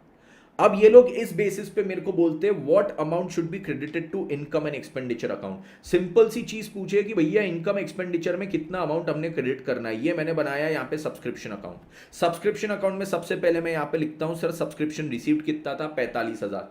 यहाँ पे क्रेडिट करूंगा बाय बैंक, सॉरी 45,000 बोल रहा हूं, 4.5 लाख। तो ये 4.5 लाख मैंने यहां पे क्रेडिट कर दिया। बिल्कुल सही बात। अब सर ये 4.5 लाख मैंने क्रेडिट किया, उसके बाद क्या है? इन्होंने बोला है सर ओपनिंग रिसीवेबल, साल के शुरुआत में मेरा रिसीवेबल कितना था? सर ये आपका असेट हुआ, तो ओपनिंग रिसीवेबल को मैं यहां पे लिखूंगा। यस सर, कितना आएगा? 20,000। सर फिर इन्होंने बोला था ओपनिंग एडवांस 18,000। साल के शुरुआत में एडवांस मतलब लाइबिलिटी का ओपनिंग बैलेंस ही क्रेडिट में आता है। ओपनिंग एडवांस मेरा कितना हो गया? यहाँ पे 18,000 क्रेडिट में आ गया। फिर बोलते हैं क्लोजिंग रिसीवेबल 15,000। क्लोजिंग रिसीवेबल मतलब असेट का क्लोजिंग बैलेंस है। असेट का क्लोजिंग बैलेंस क्रेडिट साइड आता है, तो ये आ गया मेरा क्लोजिंग रिसीवेबल कितना? ये आ गया मेरा 15,000। Yes sir. और सर फिर क्या है? क्लोजिंग एडवांस कितना है? ये है मेरा 26,000। तो यहां पे क्लोजिंग एडवांस मेरा कितना आया? Closing advance is 26,000। ये चीज क्लियर? अब देखो मेरा जो भी बैलेंसिंग फिगर है वो मेरा कहां पे जाएगा? To income and expenditure. मैंने बोला था ना जो साल भर की इनकम होती है वो इस अकाउंट में डेबिट होती है। ठीक है, तो साल भर की इनकम अब आपकी आ जाएगी। जो भी बैलेंसिंग फिगर रहेगा ये आपका आना चाहिए 4,37,000। 4,37,000। Everybody clear with this? Everybody clear with this? ठीक है ठीक है ठीक है ठीक है ठीक है। तो जो साल भर की इनकम होती है इसको हम क्या करते हैं? यहां पे इस पर्टिकुलर अकाउंट में डेबिट करते हैं, क्योंकि ये इनकम एंड एक्सपेंडिचर में क्रेडिट होगी। वहां क्रेडिट करने के लिए यहां डेबिट करना जरूरी हो जाता है। ये चीज सभी को clear? Absolutely clear with all of you? Absolutely clear with all of you? ठीक है, इसमें किसी को कोई भी डाउट? ओके ओके, चलो दिव्यांश चल जाएगा, बट आपके पास अगर समय है, आपका कोर्स अगर हो चुका है तो एमटीपी वगैरह तो कर लो, एमटीपी कर लो, आरटीपी कर लो, ये सारी चीजें तो कर लो अगर समय बचा है तो ये हुआ हमारा सब्सक्रिप्शन का बात। सब्सक्रिप्शन अकाउंट जैसे ही ना इन्होंने एक और क्वेश्चन यहाँ पे दिया है, वो पता है कौन सा? इन्होंने एक और जो हमको क्वेश्चन दिया है वो है सैलरी वाला। सैलरी वाला क्वेश्चन दिया और ये भी बहुत बढ़िया क्वेश्चन है, एग्जाम में आने की पूरी इसकी संभावना है। अब देखो जब मैं सैलरी की आपके साथ बात करता हूं, when I am talking about salary, तो सैलरी सर आपके लिए क्या है? सैलरी होता है भैया मेरे लिए एक्सपेंस। यस सर, सैलरी मेरे लिए क्या होता है? एक्सपेंस। एक्सपेंस को सर जब मैं एक्सपेंस को पे करता हूं, अब एक्सपेंस अकाउंट इनकम का पूरा उल्टा चलेगा। इनकम रिसीव करता था, एक्सपेंस पे करता हूं, एक्सपेंस पे करता हूं तो क्या होगा? सैलरी में डेबिट होगा और लिखूंगा टू कैश बैंक। तो ये क्या हो गया सर? ये आपका हो गया सैलरी पेड। अगली चीज क्या होती है सर? सैलरी का जो साल भर का खर्चा है वो मेरे को इनकम एक्सपेंस में ले जाना है और इनकम एक्सपेंस में डेबिट करना है, तो यहां पे क्या करना पड़ेगा, क्रेडिट। ये देखो, ये क्रेडिट जो साल भर का मेरा क्या है, एक्सपेंस है, सैलरी का खर्चा। अब सर देखो, खर्चा तो है पर पे मैंने किया नहीं, मतलब क्या है, साल के शुरुआत में और अंत में कुछ पेएबल रह गया। पेएबल रह गया मतलब क्या है सर, ये लाइबिलिटी हो गई, तो लाइबिलिटी का ओपनिंग और क्लोजिंग बैलेंस आएगा यहाँ पे। Yes sir. और सर क्या चीज है, मैं बहुत प्रॉम्प्ट आदमी अगर हूं तो मैं क्या करता हूं, अगले साल की भी सैलरी इस साल पे करता हूं। तो वो जो प्रीपेड है, वो प्रीपेड क्या है, असेट है, असेट का ओपनिंग और क्लोजिंग बैलेंस या डेबिट और क्रेडिट में आएगा। यस। तो इस प्रकार हमारा क्या बनता है, इस प्रकार हमारे यहाँ पे बन जाता है क्या चीज, क्या चीज, क्या चीज हमारा बन जाता है यहाँ पे, salary account. Everybody clear with this? Everybody clear with this? तो ये क्या हो गया, ये हो गया हमारा यहाँ पे सैलरी अकाउंट। सैलरी अकाउंट क्या है हमारे लिए, सैलरी अकाउंट हमारे लिए एक खर्चा है, ठीक है। सैलरी अकाउंट खर्चा है, खर्चा पे किया तो यहाँ पे पूरे साल का खर्चा जो इनकम एक्सपेंस में जाएगा वहां पे डेबिट, तो यहाँ पे क्रेडिट। खर्चा जो पेएबल है वो लाइबिलिटी है, तो लाइबिलिटी का ओपनिंग और क्लोजिंग। और अगर खर्चा प्रीपे किया तो असेट है, असेट का ओपनिंग, असेट का क्लोजिंग, ये आ गया मेरे लिए। ठीक है, तो यहां पे आइए, कौन से इलस्ट्रेशन पे हम आएंगे, इलस्ट्रेशन नंबर 3, हमारे बुक का इलस्ट्रेशन नंबर 3, इस पे आ जाइए एक बार सभी लोग। यहां पे क्या चीज बोलते हैं ये लोग, फटाफट फटाफट फटाफट एक बार देख लेंगे, ठीक है। यहां पे ये लोग बोलते हैं, सपोज सैलरी पेड ड्यूरिंग 2020 व 23,000, इस साल की सैलरी पेड बना और पटाख से salary account. Sir salary account बनाया, सैलरी पे किया, तो salary account debit to cash bank, कितना होगा सर, ये 23,000 रुपए सैलरी पे किया तो यहां पे डेबिट हुआ। Following further information is available, further information में बोलते हैं सैलरी अनपेड ऑन 31 मार्च 2019। अभी कौन सा है सर, 2020, ये करंट फाइनेंशियल ईयर जो खत्म हुआ 31 मार्च 2019, 2020, इसमें बोलते हैं सैलरी अनपेड कितना है सर, सैलरी अनपेड 2019 का जो था वो 1400। मतलब सर ये क्या है, लाइबिलिटी, लाइबिलिटी का ओपनिंग बैलेंस हो गया यहाँ पे 1400, तो ये ओपनिंग पेएबल बोलूंगा, साल के शुरुआत में इतना पेएबल था। फिर बोलते सैलरी प्रीपेड ऑन 31 मार्च 19, साल के शुरुआत में प्रीपेड असेट, तो ये आ गया ओपनिंग प्रीपेड, ठीक है, ये कितना है 400 रुपए, डन। इसके बाद बोलते हैं सैलरी अनपेड ऑन कौन सी तारीख, ये अनपेड है ऑन 31 मार्च 20, साल के अंत में अनपेड, लाइबिलिटी, लाइबिलिटी का क्लोजिंग बैलेंस कितना दिया है 1800, तो ये हो गया सर क्लोजिंग पेबल, ये चीज क्लियर। और जो है सैलरी प्रीपेड साल के अंत में, ये आ जाएगा क्लोजिंग प्रीपेड, कितना है ये 600। अब देखो यहां पे पूछते हैं क्या, calculate the amount to be debited to income and expenditure, income and expenditure में डेबिट करना है, मतलब यहां पे क्या होगा, यहां पे क्रेडिट होगा, तो यहां पे आएगा बाय INE, कितना हो जाएगा ये अमाउंट, पटाख से बता दे, 23,200, 23,200, ये चीज सभी को clear, everybody clear with this, everybody clear with this, ठीक है। तो ऐसे भी क्वेश्चंस इस चैप्टर से आपको बिल्कुल यहां पे पूछे जाने की संभावना होती है, तो इसको अच्छे से करना मित्रों, इसको अच्छे से करना, मतलब अभी तो मैंने समझा दिया है, फटाक से एक बार आप क्या करोगे, यहां पे आप उसको एक बार रिवाइज करोगे, क्लास हमारी हो जाएगी इसके बाद। अब सर हम क्या करेंगे, अब हम आएंगे उन क्वेश्चंस पे जिसपे हमको क्या करना है, सर रिसीट एंड पेमेंट दिया है, इनकम एंड एक्सपेंडिचर बनाना है, इनकम एंड एक्सपेंडिचर दिया है, रिसीट एंड पेमेंट बनाना है, तो सर ऐसे क्वेश्चन हमको करना जरूरी है। अरे बेटा बोलने वाली कोई बात है क्या, नहीं सर कोई बात ही नहीं है, क्योंकि तेरे भाई जैसा कोई हार्ड इच नहीं है। आ जाओ इलस्ट्रेशन नंबर 5 पे आएंगे, अब हम लोग 5 नहीं, 5 तो हो गया, इलस्ट्रेशन 6 भी हो गया, इलस्ट्रेशन नंबर कौन सा है, 7 होमवर्क है, इलस्ट्रेशन नंबर 8 पे आओ। Everybody please come to illustration number 8, आ जाओ, आ जाओ इलस्ट्रेशन नंबर 8 पे, आ जाओ फटाक से, आ जाओ आ जाओ आ जाओ आ जाओ आ जाओ आ जाओ। पेपर के स्टार्टिंग में के 15 मिनट क्या करना है, अभी यहाँ पे इस पे ध्यान नहीं देके तो दूसरी चीज पे ध्यान दे रहा है भाई। जो चीज अभी करना है ना बस वो नहीं करना है, सर अभी मैं क्या कर रहा हूँ, अभी जो चीज चल रही है वो छोड़ के बाकी पूरी दुनियादारी पे ध्यान है, तो उस समय जो चीज कर रहे हो बस उसी पे ध्यान देना है, समझे क्या तुम।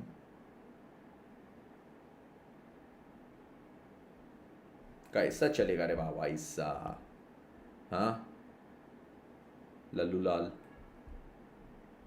ऐसी कैसी चलेगा, ऐसी कैसी, ऐसन बा कैसन बा, चलेगा बाबा, ऐसन बा कैसन बा, चलेगा बाबा।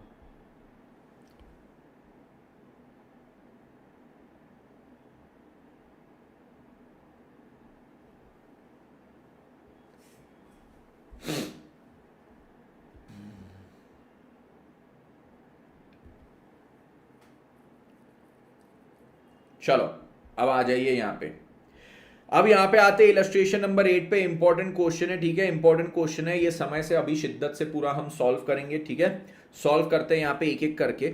अब देखो यहाँ पे क्या चीज दिया है इन्होंने, यहाँ पे दिया है from the following receipt and payment account of x club for the year ended 31 March 2020। तो ये क्या दिया है सर, रिसीट एंड पेमेंट दिया है, एक्स क्लब का दिया है for the year ended 31 March 2020, जिसमें क्या चीज बोलते हैं सर, यहाँ पे रिसीट्स देते हैं और यहाँ पे ये लोग देते हैं पेमेंट्स, ठीक है। ये क्या है, रिसीट्स दिया, ये यहाँ पे पेमेंट साइड।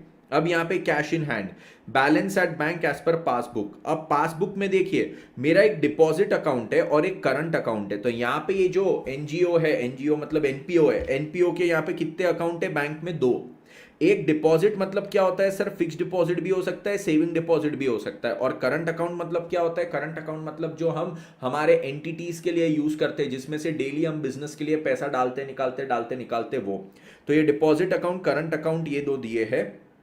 तो ये कैश और बैंक का सिंपल, अभी तो ओपनिंग बैलेंस दिया, फिर बोलते बैंक का इंटरेस्ट 30 रुपए मिला, डोनेशन मिला, रिसीट फ्रॉम टीज, फिर क्या है, contribution to fares, sale of equipment, net proceeds of variety entertainment, donation for forthcoming tournament. इतनी चीजें हमें यहां से यहां तक की पूरी रिसीव हुई है। पेमेंट में क्या है, groundsman fee, moving machine, rent of ground, cost of teas, fare, printing and office expenses, repair to equipment. उसके बाद बोलते हैं honorarium to secretary and treasurer of 2019, balance at bank as per passbook. तो passbook का balance देखो, end में बोलते हैं डिपॉजिट अकाउंट में इतना, करंट अकाउंट में इतना, और कैश का लास्ट में बैलेंस इतना बचा है। You are given the following additional information, 1 April 19, 31 March 20। Subscription due, sir subscription due मतलब क्या होता है, ड्यू मतलब रिसीवेबल, इनकम ड्यू है मतलब इनकम रिसीवेबल, सैलरी ड्यू मतलब पेएबल, और रिसीवेबल को यहां पे एक और चीज बोलूंगा, सब्सक्रिप्शन ड्यू मतलब सब्सक्रिप्शन आउटस्टैंडिंग, आउटस्टैंडिंग मतलब भी वही इनकम है, इनकम आउटस्टैंडिंग है मतलब मिलनी बची है। सर ये तो सैलरी के लिए भी यूज होता है ना आउटस्टैंडिंग, हाँ। आउटस्टैंडिंग वर्ड से हम असेट या लाइबिलिटी डिफाइन नहीं करते, आउटस्टैंडिंग वर्ड केवल हमको ये बताता है कि कुछ चीज या तो रिसीवेबल है या तो पेएबल है।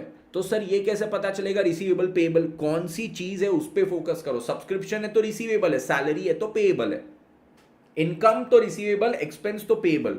तो ये सब्सक्रिप्शन ड्यू की यहां पे बात कर रहे हैं, जिसमें यहां पे 150 और 100 का ये चीज बोला है। इसके बाद क्या बोलते हैं, अमाउंट ड्यू फॉर प्रिंटिंग कितना है, ये 100 है, ये 80 है। फिर यहां पे बोलते हैं cheques unpresented being payment for repairs, ये 300 है और ये 260 है।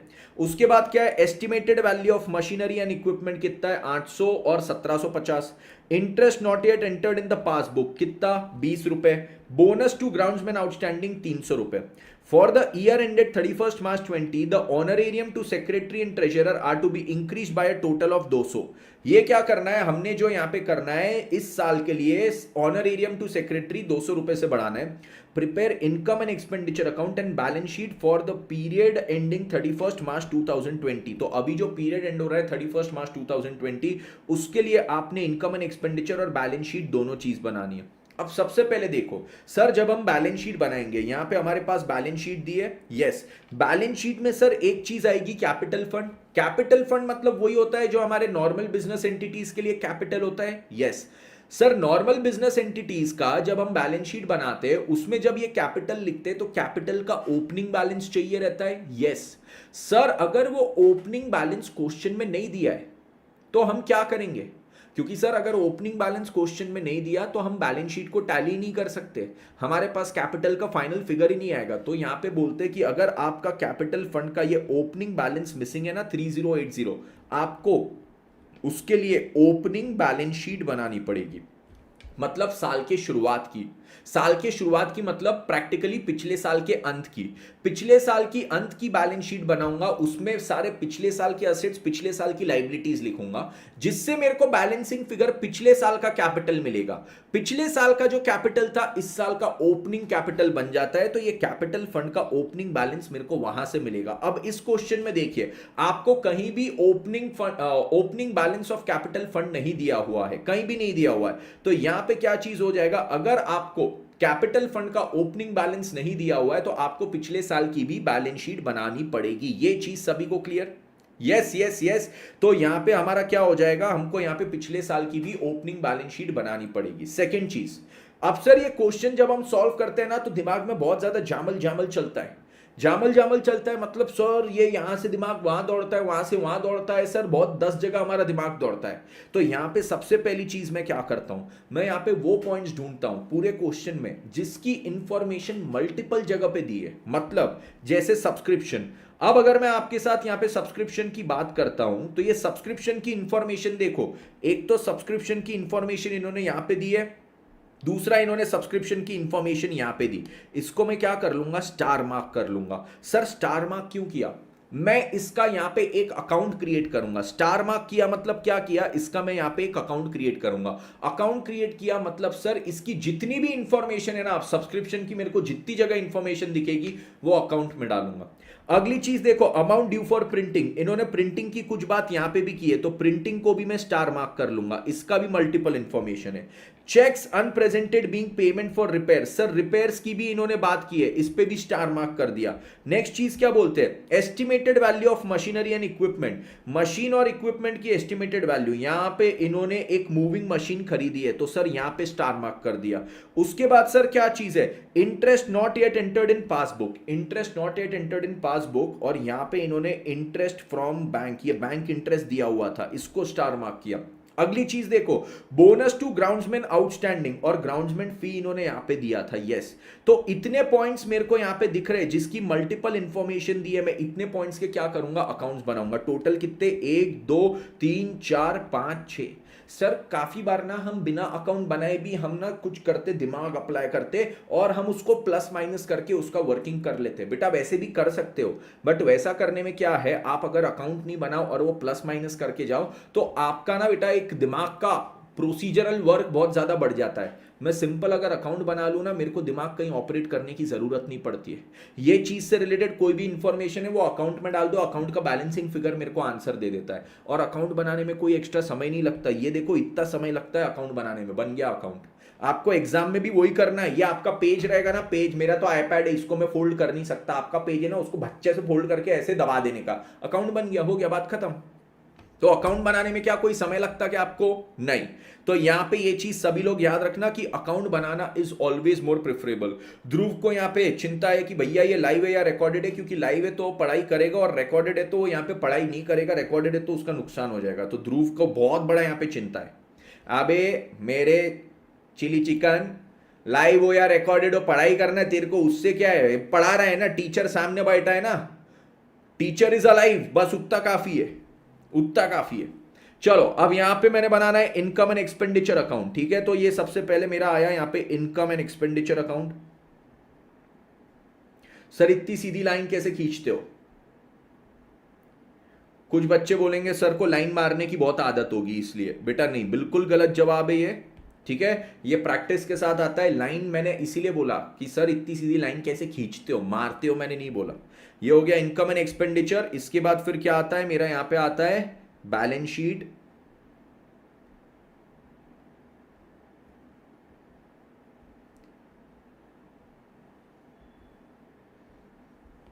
और उसके बाद एक और बैलेंस शीट। अब यहां से आएंगे मेरे वर्किंग नोट्स, यहां से मेरा क्या चीज स्टार्ट होगा सर, वर्किंग नोट स्टार्ट होगा। वर्किंग नोट स्टार्ट होगा तो वर्किंग नोट में सबसे पहले मैंने बोला था एक ओपनिंग बैलेंस शीट बनानी है, ठीक है। तो यहां पे अब मैं बनाऊंगा opening balance sheet. Opening balance sheet मतलब क्या सर, पिछले साल की बैलेंस शीट होती है।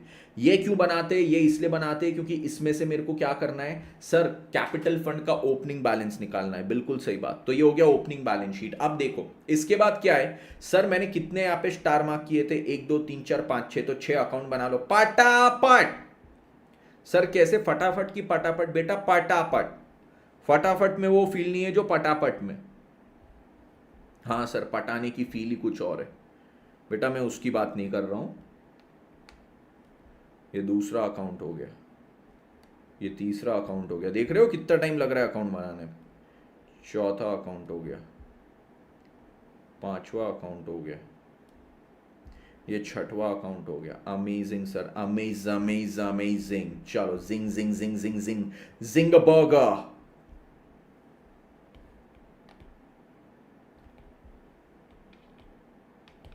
यहां पे हेडिंग लिख देंगे सबसे पहले, ये क्या है, इनकम एंड एक्सपेंडिचर अकाउंट है, income and expenditure account. Sir exam में भी इतना शॉर्ट में लिखे तो चलेगा क्या, इतना शॉर्ट में लिखे तो चलेगा क्या सर? ऑनरेरियम भी है, उसका भी अकाउंट, क्या बात है यार, ये किसने पॉइंट आउट किया? अच्छा पॉइंट है नीता जी, वेरी गुड, उसका भी अकाउंट बना लो, बिल्कुल सही बोला इन्होंने। ऑनरेरियम सर आप मार्क करना भूल गए थे, 31/3/20।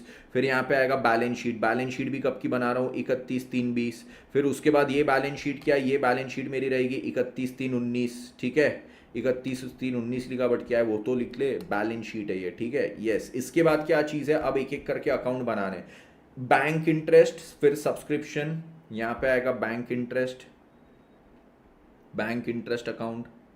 अगला अकाउंट मेरा आएगा सब्सक्रिप्शन अकाउंट। सब्सक्रिप्शन के बाद फिर मेरी क्या चीज़ आएगी? सब्सक्रिप्शन के बाद फिर मेरा यहाँ पे आएगा कौन सा अकाउंट? सब्सक्रिप्शन के बाद ग्राउंड्समैन फी, यह आएगा मेरा ग्राउंड्समैन फी, ग्राउंड्समैन फी अकाउंट। ग्राउंड्समैन फी के बाद फिर कौन सा अकाउंट था सर? मशीन, मशीन का इन्होंने क्या बोला था? इन्होंने कुछ और नाम भी दिया था इसको, ये क्या है मेरा? Machine and equipment account. तो नेक्स्ट अकाउंट का नाम है machine and equipment, mach and equip account, machine and equipment account. इसके बाद क्या चीज़ थी sir? Printing and office expenses and repair account, printing account, repair account, या प्रिंटिंग, छोटा करो रे इस अकाउंट को थोड़ा सा, इतना बड़ा बड़ा अकाउंट बना लिया अपन ने।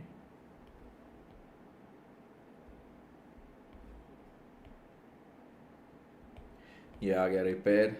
अब मेरा ऑनरेरियम भी यहीं पे आ जाएगा, यहाँ पे आएगा ऑनरेरियम, ऑनरेरियम अकाउंट, ठीक है साला। अब ये हो गए मेरे पूरे अकाउंट्स तैयार, दना दन दन धीना धीन धा, सभी लोग तैयार हो?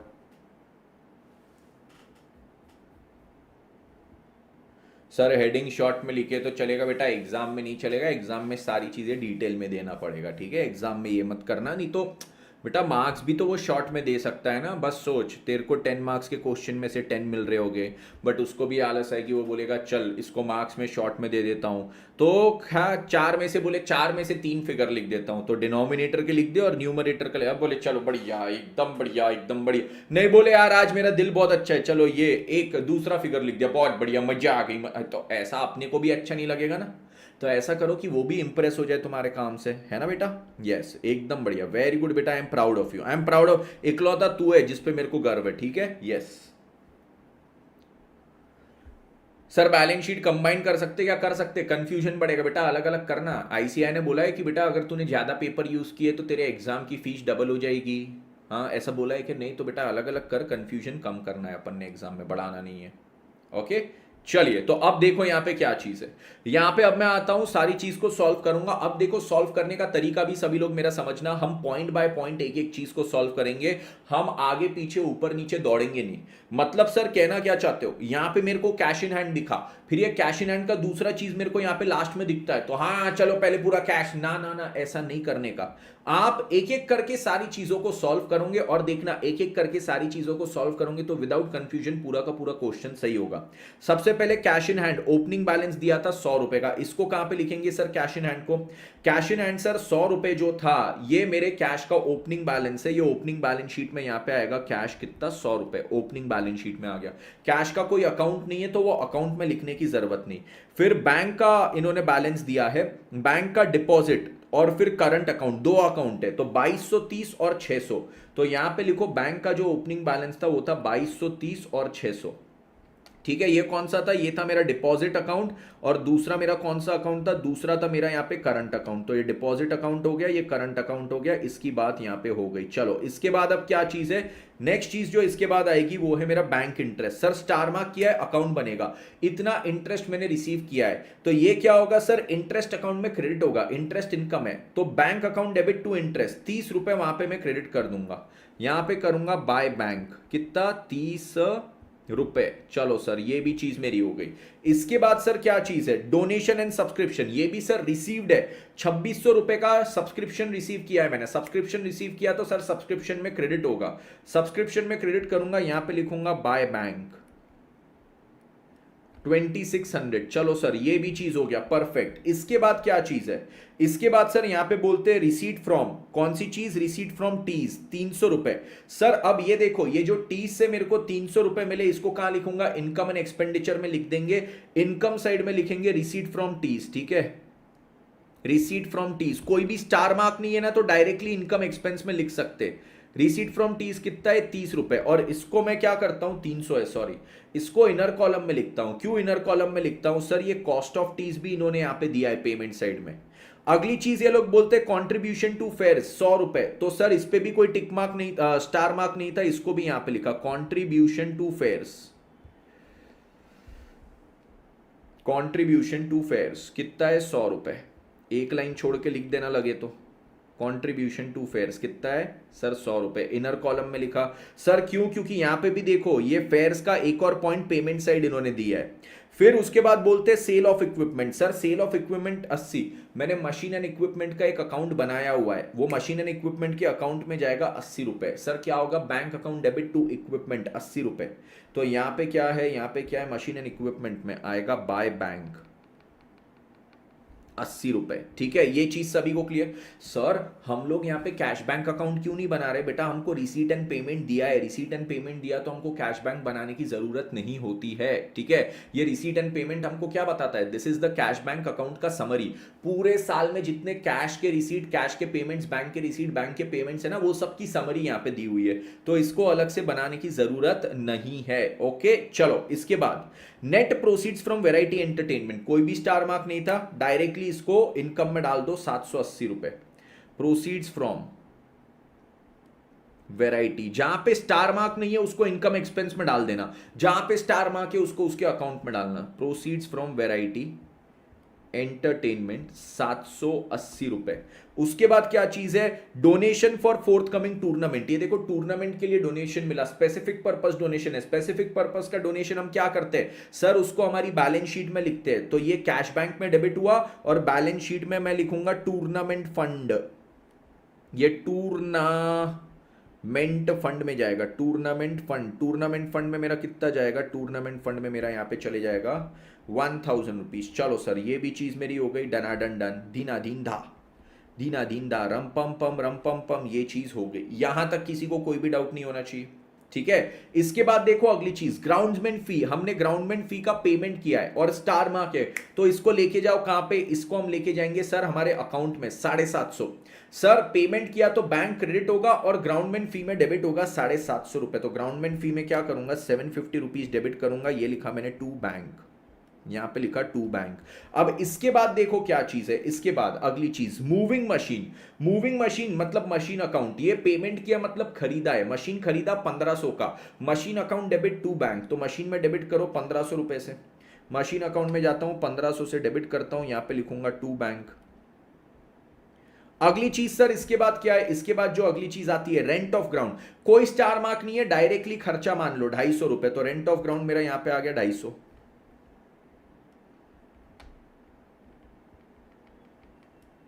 रेंट ऑफ ग्राउंड के बाद क्या चीज है, cost of teas. Cost of teas 250 है, तो सर ये जो रिसीट फ्रॉम टीज था उसमें से माइनस कर दूंगा 250, ये यहां पे आएगा minus cost of tease.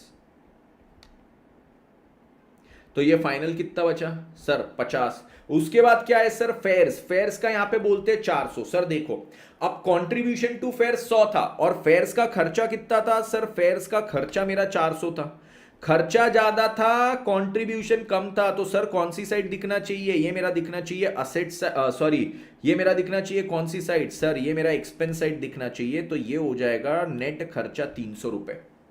Okay sir, इसके बाद क्या है, इसके बाद सर यहां से आगे बढ़ेंगे। Printing and office expenses 280, star mark किया है, एक्सपेंस से पे किया है मैंने इसको, ठीक है। तो ये क्या होगा, printing account debit to bank, printing में डेबिट कर दो 280 रुपए। प्रिंटिंग में मैंने डेबिट किया 280, यहां पे लिखा टू बैंक, ठीक है। इसके बाद फिर क्या बोलते हैं, इसके बाद ये लोग बोलते हैं sir repairs to equipment, equipment का रिपेयर है। सर अब ये रिपेयर अकाउंट में जाएगा कि इक्विपमेंट? बेटा इक्विपमेंट मतलब मशीन एंड इक्विपमेंट में जाता है जब परचेज किया हो, सेल किया हो। रिपेयर कब जाएगा मशीन एंड इक्विपमेंट में? अगर उससे हमारे मशीन की प्रोडक्टिविटी बढ़ रही हो, उसका परफॉर्मेंस बढ़ रहा हो। बट यहां पे ऐसा कुछ लिखा नहीं है, तो ये रिपेयर अकाउंट में जाएगा। रिपेयर टू बैंक 500 रुपए, रिपेयर अकाउंट हमने बनाया है, वहां पे लिखो। रिपेयर अकाउंट बनाया है ना हमने, वहां पे लिखो 500 रुपए।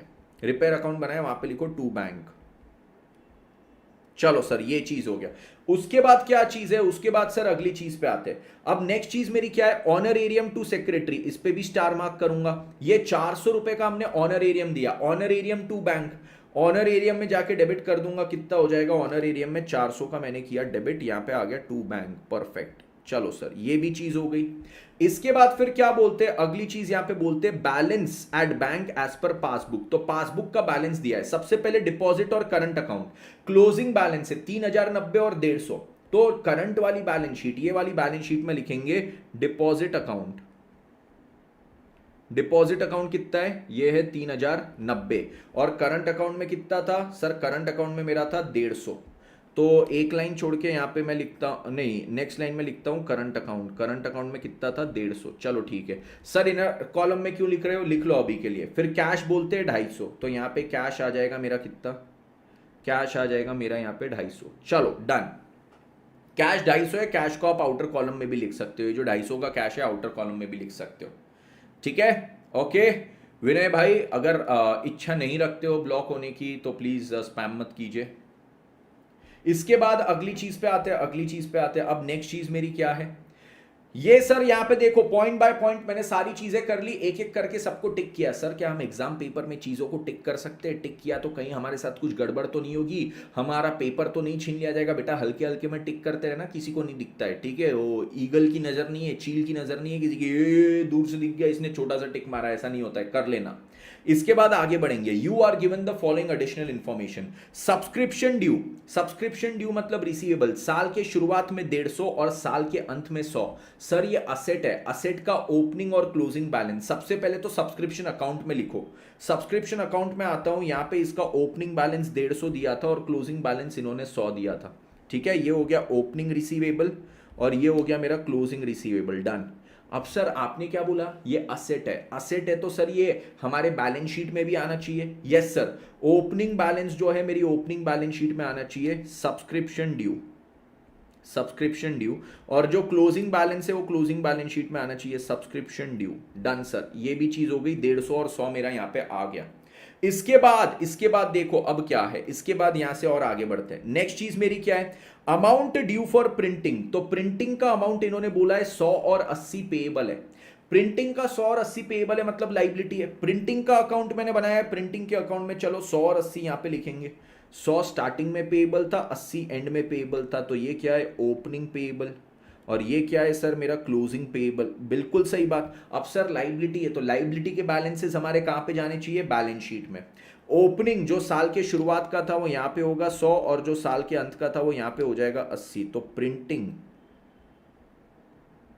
बिल आउटस्टैंडिंग और ये भी हो जाएगा प्रिंटिंग बिल आउटस्टैंडिंग।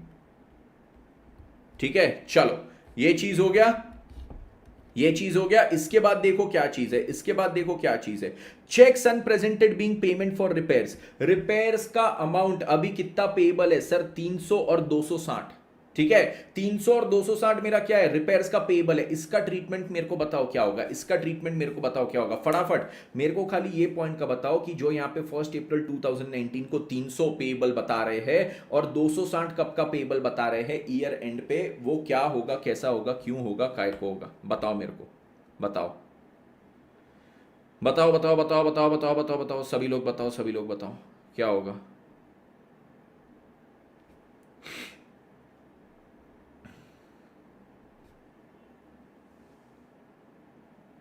मीत कह रहे बैंक बैलेंस में से माइनस, क्रेडिट में 300, डेबिट में 260। सर रिपेयर अकाउंट में ट्रीटमेंट करेंगे सर, ये लाइबिलिटी है, ठीक है, सभी लोग मेरे साथ ध्यान दो, नहीं तो ये यहाँ पे कोई भी आड़े टेढ़े कमेंट्स करते हुए दिख गए मेरे को तो मैं ब्लॉक कर दूंगा। देखो अब यहाँ पे क्या चीज होगी, यहाँ पे सबके मिक्स्ड आंसर आए, तो यहाँ पे मैं बताता हूँ, मेरे रिपेयर अकाउंट पे आऊँ, मेरे पास ऑलरेडी सॉल्व है तो उसमें दिखा देता हूँ।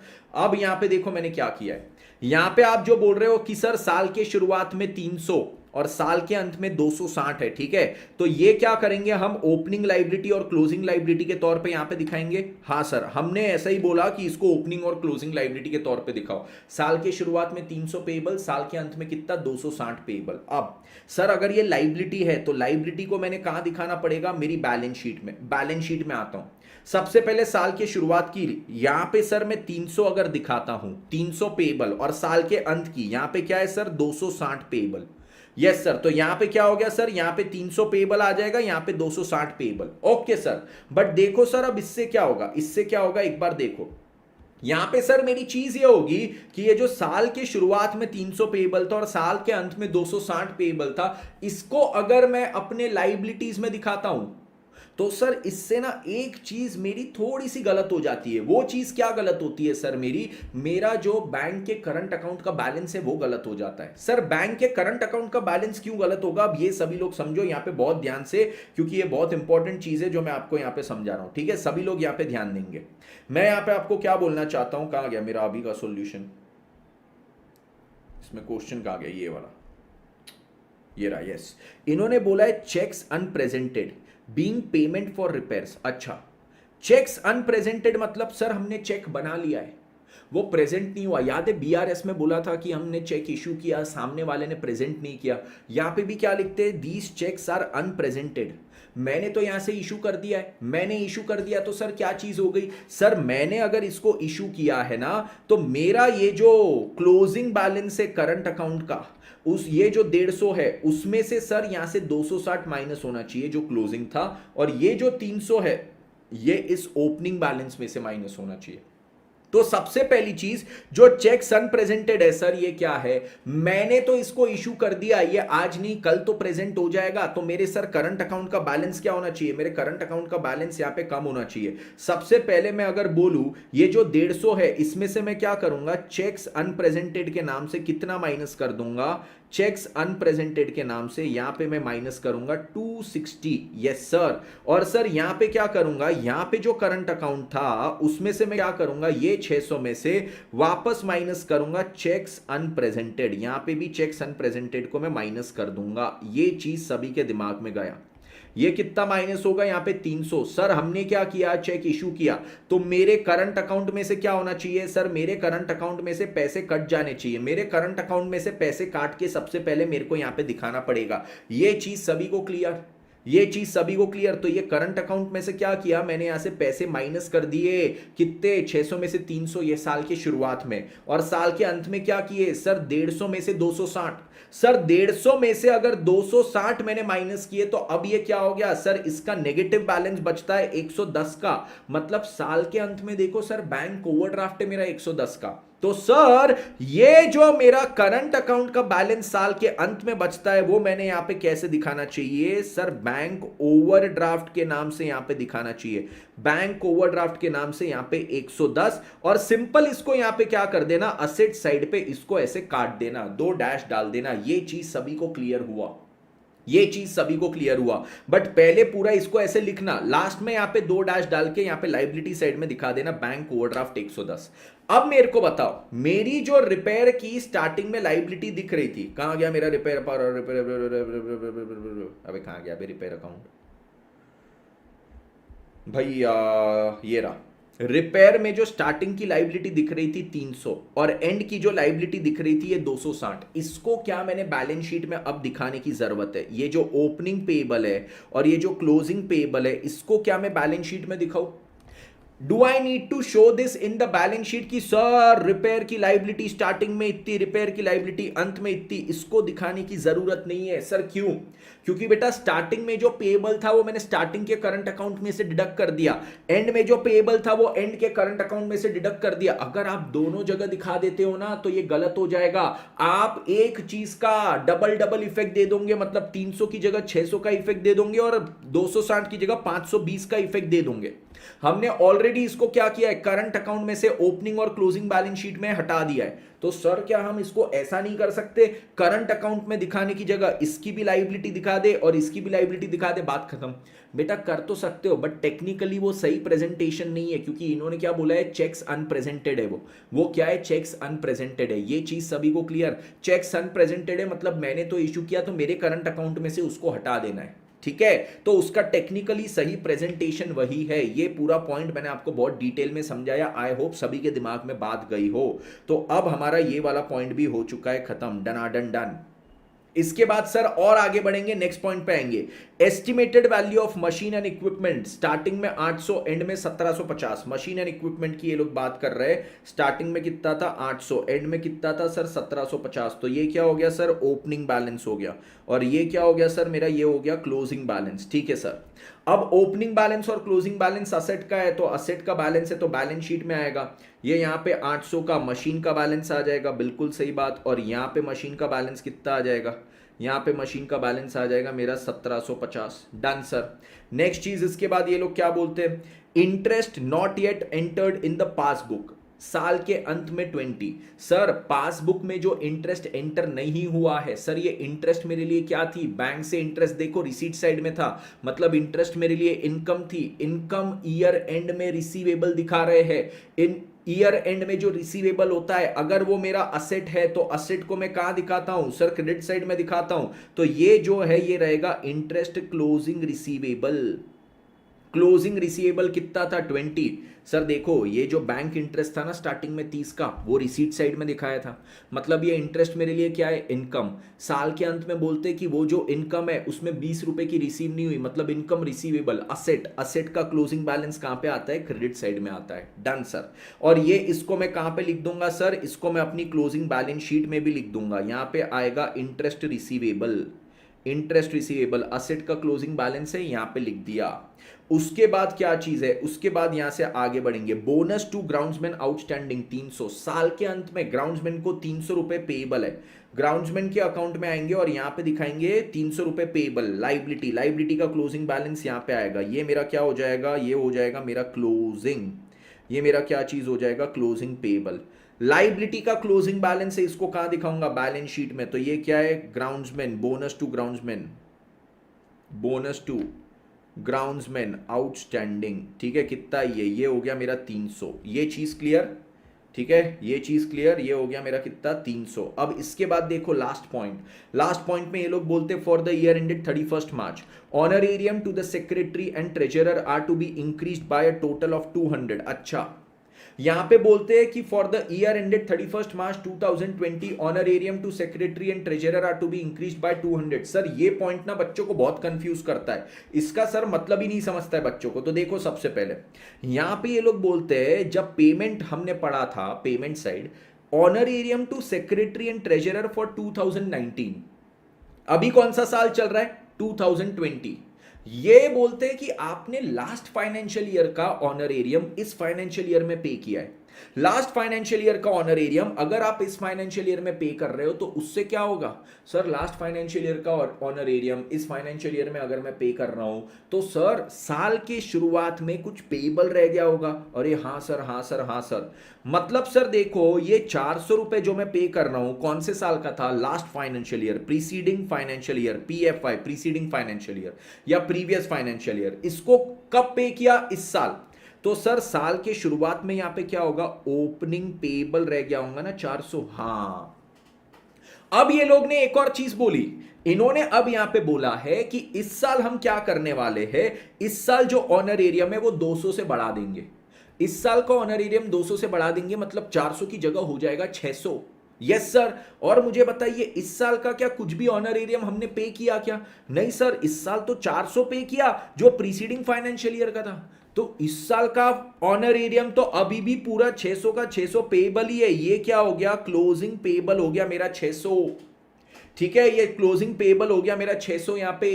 तो सर अब देखो ये ऑनरेरियम स्टार्टिंग में भी पेबल एंड में भी पेबल, तो लाइबिलिटी का ओपनिंग और क्लोजिंग बैलेंस आ गया। तो इसको बैलेंस शीट में लिखेंगे, यहां पे आएगा ऑनरेरियम पेबल स्टार्टिंग में कितना, स्टार्टिंग में आ जाएगा मेरा 400 और एंड में कितना आ जाएगा सर, यहां पे अगर मैं बात करूं ऑनरेरियम पेबल एंड में कितना है सर, ऑनरेरियम पेबल ये आ गया मेरा 600। Everybody clear with this, everybody clear with this, yes yes yes yes yes, ठीक है। इसके बाद देखो अगली चीज क्या है, इसके बाद अब क्वेश्चन में जितनी चीजें इन्होंने बोली है हमारी पूरी की पूरी हो गई। क्वेश्चन में जितनी चीजें बोली थी हमारी पूरी की पूरी हो गई। और देखो systematically point by point solve किए ना, तो सारी चीजें हमारी लिख के भी हो गई, काटा पीटी भी मिनिमम टू मिनिमम होती है और मिस करने का भी स्कोप आपका सबसे कम होता है, ठीक है। चलिए अब इसके बाद हम क्या करेंगे, यहां पे एक एक करके सारी चीज को टैली करेंगे। मेरे पास पहले से किया हुआ है इसलिए मैं वो वाला वर्किंग नोट यूज करूंगा। यहां पे देखो अब मैं काय पे आऊंगा, सबसे पहले सर वर्किंग नोट्स में। वर्किंग नोट्स में हम क्या करेंगे, वर्किंग नोट्स में सबसे पहले बैंक इंटरेस्ट। बैंक इंटरेस्ट में आपने यहां पे क्रेडिट में लिखे थे 30 और 20, यस। तो इसका बैलेंस कितना बचा, 50। अब देखो इंटरेस्ट अकाउंट है, इंटरेस्ट का डेबिट बैलेंस, मतलब सर इंटरेस्ट में डेबिट क्यों हुआ होगा, इंटरेस्ट में डेबिट क्योंकि ये जो इंटरेस्ट इनकम इस साल की है वो हमने इनकम एक्सपेंडिचर में ट्रांसफर किया होगा। तो interest account debit to income and expenditure, income expenditure में क्रेडिट किया इसलिए यहां पे डेबिट किया 50 रुपए। इसको देखो अब इनकम एंड एक्सपेंडिचर में आके बराबर क्रेडिट कर दीजिए, इनकम एंड एक्सपेंडिचर में आइए और यहां पे क्रेडिट कर दीजिए 50 रुपए से, डन सर। इसके बाद क्या चीज है, मेरा बैंक इंटरेस्ट अकाउंट हो गया, ठीक है। नेक्स्ट चीज दे दो सब्सक्रिप्शन अकाउंट। सब्सक्रिप्शन में देखो सर हमने ओपनिंग रिसीवेबल, क्लोजिंग रिसीवेबल और सब्सक्रिप्शन रिसीव्ड ये चीज लिख दी। तो सर अब देखो इसमें डेबिट बैलेंस बच रहा है 2550 का, ये जो 2550 सब्सक्रिप्शन में डेबिट, सर सब्सक्रिप्शन इनकम है, ईयर एंड में इनकम एक्सपेंडिचर में क्रेडिट, तो यहां पे डेबिट, यस ये हो गया to income and expenditure, done done done. Everybody ये चीज क्लियर है, यस ये 2550 यहां पे हो गया डन। तो अब यहां पे मैं क्या करूंगा, इनकम एंड एक्सपेंडिचर में आके ये सब्सक्रिप्शन को मैंने 2550 से क्रेडिट कर दिया।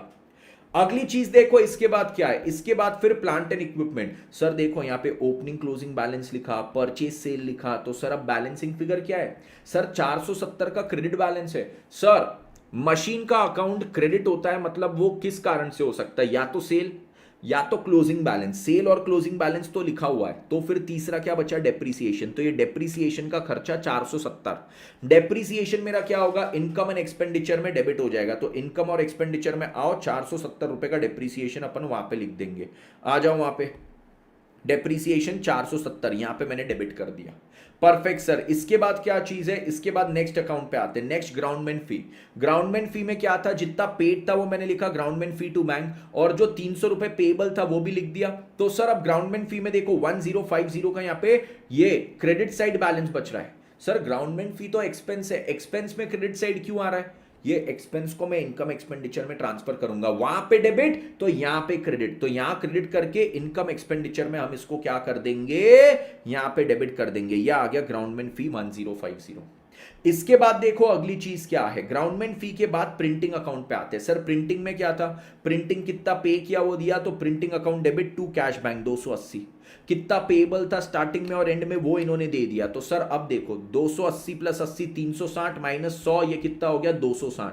तो ये अब क्या चीज हो जाएगी मेरे लिए, ये अब क्या चीज हो जाएगी, यहां पे सर ये हो जाता है by income and expenditure account 260 रुपए। ये चीज सभी को क्लियर, ये सर प्रिंटिंग भी तो खर्चा है, तो क्रेडिट क्यों हो रहा, क्योंकि इसको ट्रांसफर कर रहा हूं इनकम एंड एक्सपेंडिचर के डेबिट में, वहां पे अब जाके सर क्या कर देंगे, इसको डेबिट कर देंगे। तो ये आ गया प्रिंटिंग का खर्चा 260 रुपए, ठीक है। इसके बाद देखो क्या चीज है, इसके बाद देखो क्या चीज है, रिपेयर अकाउंट में आइए, रिपेयर अकाउंट की बात करते हैं। रिपेयर की मैं बात करता हूं तो रिपेयर में जो पेड था वो लिख दिया, ओपनिंग और क्लोजिंग पेबल 300 और 260 का, मतलब सर मेरा रिपेयर का खर्चा कितना था इस साल का, सर जो रिपेयर का खर्चा था वो था मेरा 460 रुपए का, इनकम एक्सपेंडिचर में डेबिट, तो यहां पे हो जाएगा क्रेडिट 460। तो इनकम और एक्सपेंडिचर में इसको रिपेयर को डेबिट कर दो 460 रुपए, ठीक है। ये 460 रुपए से यहां पे डेबिट हो गया। नेक्स्ट चीज, नेक्स्ट चीज, नेक्स्ट चीज, इसके बाद अब देखो क्या है, ऑनरेरियम। ऑनरेरियम में सर हमने पे कितना किया था 400 रुपए, ओपनिंग पेबल कितना था वो भी निकाला 400, क्लोजिंग पेबल कितना था वो भी निकाला 600। तो अब सर ये 1000 माइनस 400 कितना बचा 600। ये मेरा कहां पे जाएगा, इनकम एंड एक्सपेंडिचर, ये भी खर्चा है, इनकम एक्सपेंडिचर में डेबिट, यहां पे क्या करेंगे क्रेडिट करेंगे। तो यहां पे हम करेंगे क्रेडिट और इनकम एक्सपेंडिचर में डेबिट। ये हो गया यहां पे ऑनरेरियम 600 से डेबिट। यहां तक की सारी चीज सभी को क्लियर हुई। Done sir, done done done. हमारे सर अब सारे के सारे अकाउंट्स हो गए टैली। अब केवल एक चीज बचा है वर्किंग नोट में टैली करना, वो है हमारा क्या sir, opening balance sheet. Sir honorarium समझा दो, लास्ट में वापस समझा दूंगा, बट वो पॉइंट पे अभी मत अटको, बाकी की चीजों पे आ जाओ, नहीं तो सब छोड़ दोगे आप। ठीक है, ठीक है, चलो। तो अब यहां पे क्या है, अब यहां पे ओपनिंग बैलेंस शीट जो है इसको हम यहां पे करेंगे tally. Yes sir, opening balance sheet को टैली करते हैं। ओपनिंग बैलेंस शीट में सर हमने सब्सक्रिप्शन रिसीवेबल लिख दिया, मशीन इक्विपमेंट लिख दिया, कैश इन हैंड, डिपॉजिट लिख दिया, ये करंट अकाउंट की चीजें लिख दी, यहां पे honorarium payable, printing expense payable, सारी चीजें लिख दी। तो अब यहां पे कितना बचता है सर, कैपिटल फंड मेरा आएगा बैलेंसिंग फिगर 3080। ये गया दिमाग में, ये गया दिमाग में, ये गया दिमाग में। कैपिटल फंड मेरा आया 3080। ये क्या है, कैपिटल फंड का ओपनिंग बैलेंस है। ये जो ओपनिंग बैलेंस है कहां पे आता है, ये 3080 मेरा यहां पे आ जाएगा, यहां पे आ जाएगा 3080।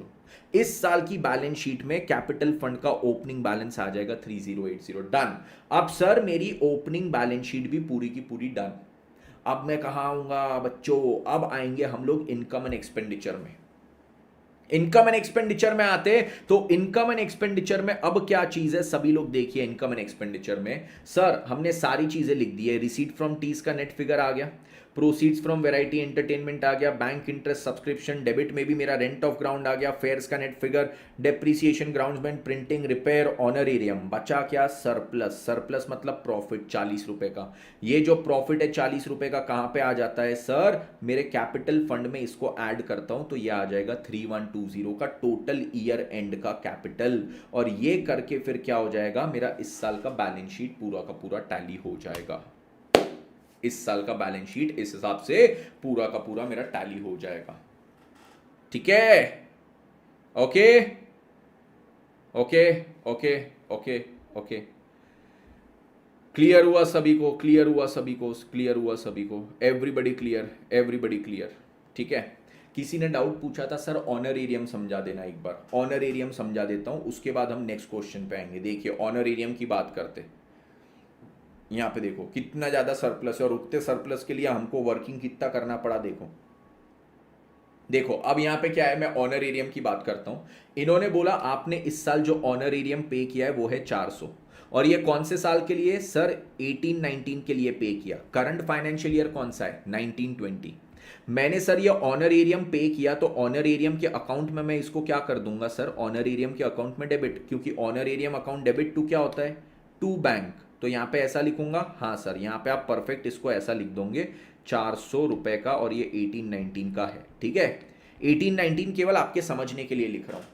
इसके बाद देखिए क्या है, इसके बाद देखिए क्या है सर, मैंने ऑनरेरियम पे किया है, कौन से साल का है सर, पिछला साल। अभी करंट ईयर कौन सा है, ये ऑनरेरियम अकाउंट मेरा बना है 19-20 का। 19-20 में आके मैंने 18-19 का पे किया, तो भैया साल के शुरुआत में कुछ पेबल बचा था ना, पिछले साल का इस साल पे कर रहा हूं, तो ओपनिंग पेबल बचा था कि नहीं 400। हाँ सर ओपनिंग पेबल बचा था। फिर वो लास्ट पॉइंट में उन्होंने दिए कि इस साल का ऑनरेरियम 200 रुपए से बढ़ा देंगे। ये पिछले साल का पे किया, इसमें और 200 रुपए बढ़ाओगे तो इस साल का आ जाएगा। तो सर इस साल का ऑनरेरियम कितना हो जाएगा, 600। पर इस साल का ऑनरेरियम पे किया, कहीं लिखा क्या, रिसीट पेमेंट में देख लो, पेमेंट साइड में कहीं दिया क्या इस साल का ऑनरेरियम पे किया, नहीं। तो ये क्या हो जाएगा, इस साल का ऑनरेरियम क्लोजिंग पेबल हो जाएगा 600। ये क्या है, ये 19-20 का ऑनरेरियम हो गया। मतलब सर अब यहां पे बाय इनकम एंड एक्सपेंडिचर कितना आ गया, ये आ जाएगा 600 एक्सपेंस फॉर द ईयर। ये चीज क्लियर हो गया अब, ये चीज क्लियर हो गया अब सभी को।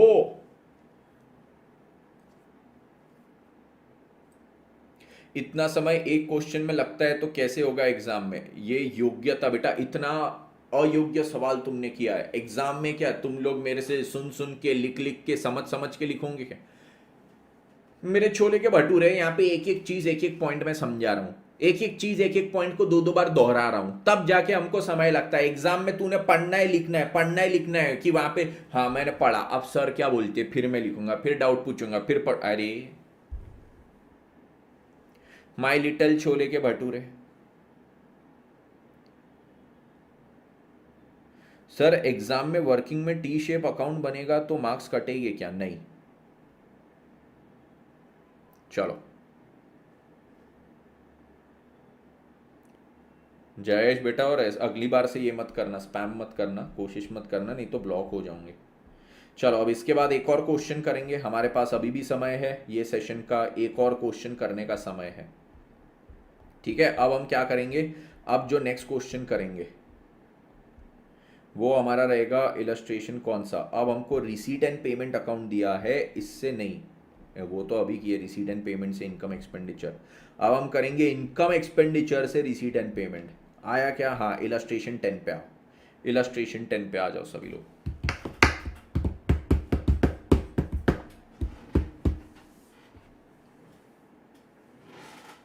पानी पिएंगे।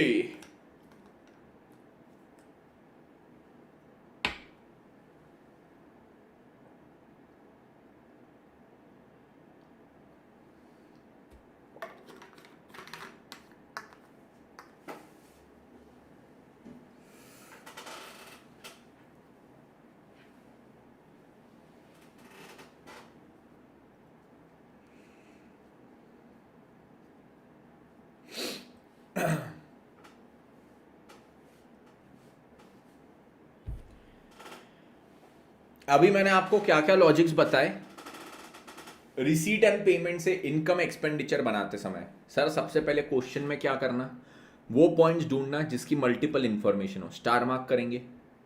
फिर हम क्या करेंगे, स्टार मार्क करके सारे अकाउंट्स बना लेंगे, फॉर्मेट बना लेंगे हमारे इनकम एंड एक्सपेंडिचर का, तो ये वो तो दिया है, तो रिसीट पेमेंट का और क्या, बैलेंस शीट का। सर फिर ना पॉइंट बाय पॉइंट सॉल्व करना स्टार्ट करेंगे, जैसे लास्ट टाइम किया था वैसे ही अभी भी करेंगे, पूरा पॉइंट बाय पॉइंट सॉल्व करेंगे। और उसके बाद क्या चीज करेंगे, जो चीज की स्टार मार्किंग है उसको अकाउंट में ले जाएंगे, जो चीज की स्टार मार्किंग नहीं है उसको डायरेक्टली हमारे आंसर में लिख देंगे। ये छोड़ के क्या और कुछ करना है, ये छोड़ के और कुछ भी नहीं करना है, नथिंग एल्स, नथिंग एल्स, ये छोड़ के और कुछ भी करने की जरूरत नहीं है। ठीक है, ओके तो चलिए इलस्ट्रेशन नंबर 10 पे आएंगे। सभी को जो तरीके से लास्ट क्वेश्चन किए थे सेम तरीके से ये क्वेश्चन करना है।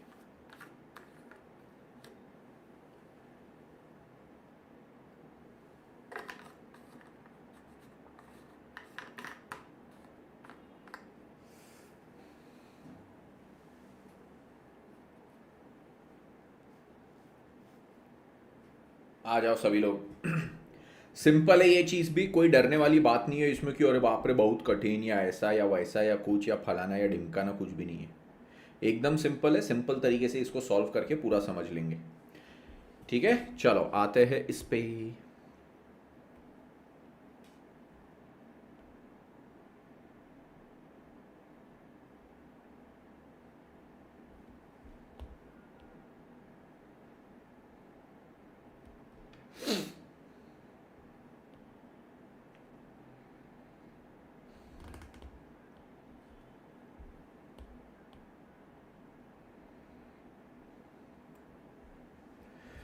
ना ना ना ना ना ना ना ना ना, इलस्ट्रेशन नंबर 10 आ जाओ वेलू 10 पे।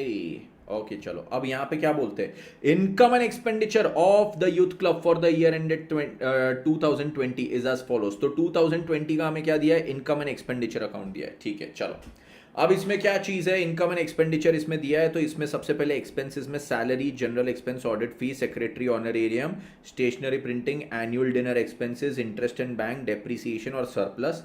यहाँ पे क्रेडिट साइड में इन्होंने क्या दिया है, क्रेडिट मतलब इनकम साइड में ये लोग यहाँ पे बोलते हैं subscription, entrance fees, contribution for annual dinner, फिर एनुअल स्पोर्ट्स मीट रिसीट। ठीक है, अब फिर यहां पे बोलते हैं the account has been prepared after the following adjustments. अब यहाँ पे subscription account outstanding subscription outstanding at the end of 2019।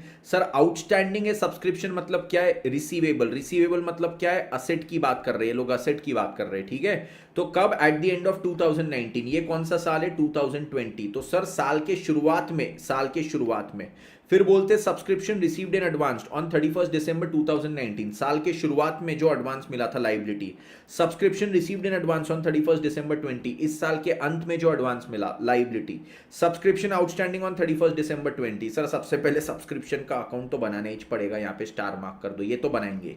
अगली चीज क्या है? Salary outstanding at the beginning and eight the end of 2020 were 400 and 450। ये सैलरी का account बनाएंगे। उसके बाद क्या बोलते हैं? Sir expenses include insurance prepaid to the extent of 60।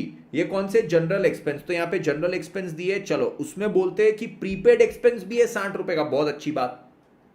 Audit fee for 2020 is as yet unpaid. Audit fee कुछ दिया है क्या? हाँ सर ऑडिट फी दिया है। उसमें बोलते हैं इस साल की 2020 की ऑडिट फी अनपेड है। During 2020 audit fee for 2019 was paid amounting to 200। तो यहां पे क्या बोलते हैं कि इस साल जो पिछले साल की ऑडिट फी पे किया है वो 200 रुपए, बहुत अच्छी बात। Club owned a free hold lease of ground valued at 10,000। Club ने क्या किया है? फ्री होल्ड लीज वो होल्ड करता है, मतलब उनके पास एक ग्राउंड है 10,000 रुपए का असेट है उनका। The club has sports equipment on 1 January 2020 valued at 2600। At the end of the year after depreciation the equipment amounted to 2700। Very good. Starting में 2600 का था, ईयर एंड में आफ्टर डेप्रिसिएशन 2700। क्या मतलब? इसमें कुछ परचेज वगैरह भी होगा, ठीक है, परचेज वगैरह भी होगा। In 2019 the club has raised a bank loan of 2000। Club ने कितना बैंक लोन रेज किया है? 2000 रुपए का। फिर बोलते हैं this was outstanding throughout 2020। बहुत अच्छी बात है। On 31st December 2020, cash in hand amounted to 1600. Prepare the receipt and payment account for 2020 and balance sheet at the end of the year। receipt and payment और balance sheet बनाना है। Sir मेरे accounts कितने बन रहे हैं यहाँ पे? ये 1 हो गया, ये 2 हो गया, ये 3 हो गया, ये 4 हो गया। इसके बाद अब यहाँ पे अगर मैं देखता हूँ सैलरी का पॉइंट हो गया, फ्री और स्पोर्ट्स इक्विपमेंट। स्पोर्ट्स इक्विपमेंट का कुछ इन्होंने दिया है क्या? स्पोर्ट्स मीट रिसीट ट्रै ट्रै ट्रै ट्रै ट्रै ट्रै ट्रै ट्रै ट्रै। स्पोर्ट्स इक्विपमेंट का यहाँ तो कुछ नहीं दिया इन्होंने, पर स्पोर्ट्स इक्विपमेंट का भी मेरे को अकाउंट तो बनाना पड़ेगा, क्योंकि स्पोर्ट्स इक्विपमेंट के बारे में इन्होंने काफ़ी चीज़ें बोली है कि स्पोर्ट्स इक्विपमेंट का ओपनिंग बैलेंस, क्लोजिंग बैलेंस, इसमें डेप्रीसिएशन का भी इफेक्ट है, इसमें कुछ परचेज वर्चेज का भी है, ठीक है। तो ये सारी चीज़ें स्पोर्ट्स इक्विपमेंट का भी मेरे को अकाउंट तो बनाना ही पड़ेगा, ये अकाउंट को भी बनाएंगे। इसके बाद क्या चीज़ है? इसके बाद अगली चीज़ पे आते हैं। बैंक लोन की बात कर रहे हैं, बैंक लोन से रिलेटेड कोई चीज़ थी क्या यहाँ पे? नहीं, बैंक लोन से रिलेटेड कुछ भी नहीं था यहाँ पे, तो बैंक लोन का अकाउंट बनाने की आज सच जरूरत नहीं दिख रही है, ठीक है। अभी तो प्राइमा फेसी मेरे को इतने अकाउंट बनाने की यहाँ पे ज़रूरत दिख रही है, ठीक है। चलिए अब यहाँ से आगे बढ़ेंगे। क्या करेंगे? एक एक करके सारी चीज़ों को सॉल्व करेंगे। सबसे पहला अकाउंट कौन सा बनाएंगे? सबसे पहले सर जो अकाउंट हम यहाँ पे बनाएंगे वो है रिसीट एंड पेमेंट अकाउंट। सबसे पहला अकाउंट कौन सा आएगा? Receipt and payment account.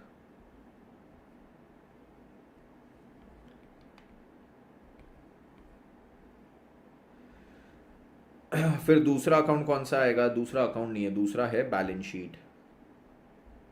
Sir balance sheet बनाना है तो बैलेंस शीट में मेरे को लगता है क्या एक कैपिटल फंड का ओपनिंग बैलेंस दिया है क्या इन्होंने? नहीं दिया है।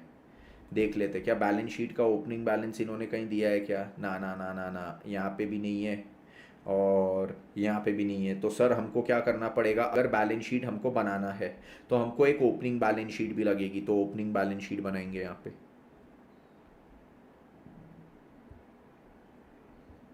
ओपनिंग बैलेंस शीट से हम यहाँ पे क्या निकालेंगे? हमारा कैपिटल फंड का ओपनिंग बैलेंस, ठीक है। यस सर, ये हो गया।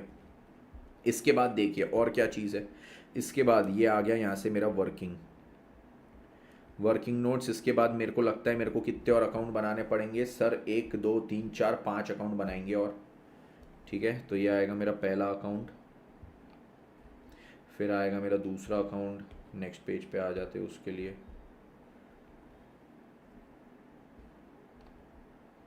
तीसरा अकाउंट, चौथा अकाउंट, पांचवा अकाउंट, ठीक है। ये 5 अकाउंट मेरे पास आ गए, डनाडन डन। ओके चलिए, सभी लोग तैयार स्टार्ट करने के लिए, मचाने के लिए, फोड़ने के लिए।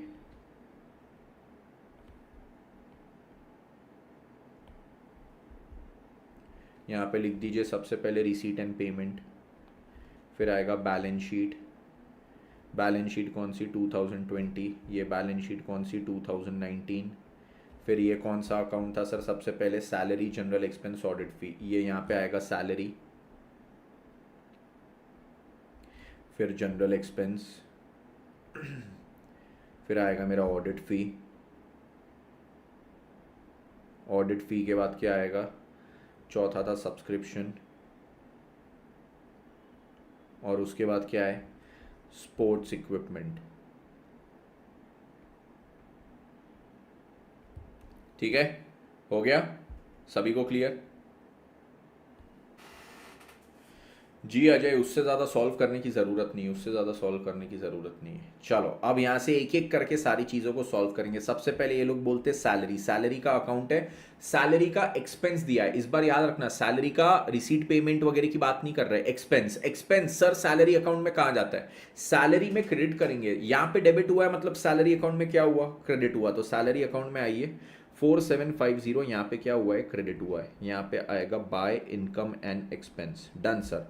सैलरी के बाद फिर अगली चीज क्या है सर, जनरल एक्सपेंस। यहाँ पे सर क्या है, यहाँ पे डेबिट हुआ है मतलब जनरल एक्सपेंस में 500 रुपये क्रेडिट होगा, 500 रुपये यहाँ पे क्रेडिट होगा, बाय इनकम एंड एक्सपेंस। ठीक है सर। अगली चीज सर मेरी क्या है इसके बाद, ऑडिट फी। सर यहाँ पे इसको डेबिट किया है, ये क्या है, एक्सपेंडिचर साइड मतलब डेबिट हुआ है। यहाँ पे अगर इसको डेबिट किए तो उसके अकाउंट में क्या होगा, 250 क्रेडिट होगा। तो ऑडिट फी के अकाउंट में 250 रुपये क्रेडिट हुआ, by income and expense. Income and expense में डेबिट और ये रिस्पेक्टिव अकाउंट में क्रेडिट। ठीक है, उसके बाद क्या चीज है सर, सेक्रेटरीज ऑनरेरियम 1000 रुपये। सर यहाँ पे इस बार कुछ भी स्टार मार्क नहीं है, तो ऑनरेरियम को मैं डायरेक्टली पेमेंट में लिख दूंगा। यहाँ पे आ गया ऑनरेरियम, ऑनरेरियम कितना था, 1000 रुपये, डन सर। उसके बाद क्या चीज है, स्टेशनरी एंड प्रिंटिंग 450, तो यहाँ पे लिख दो stationery and printing. Stationery and printing के बाद क्या चीज है, annual dinner expenses 1500। Annual dinner का कुछ कंट्रीब्यूशन, हाँ कंट्रीब्यूशन फॉर एनुअल डिनर, तो इन दोनों को साथ में दिखाना पड़ेगा। यहां पे मेरा आएगा एनुअल डिनर एक्सपेंसेस, यह आया मेरा 1500। ठीक है, इसके बाद अब क्या चीज है, इंटरेस्ट एंड बैंक चार्जेस 150, तो इंटरेस्ट एंड बैंक चार्जेस यहां पे आता है।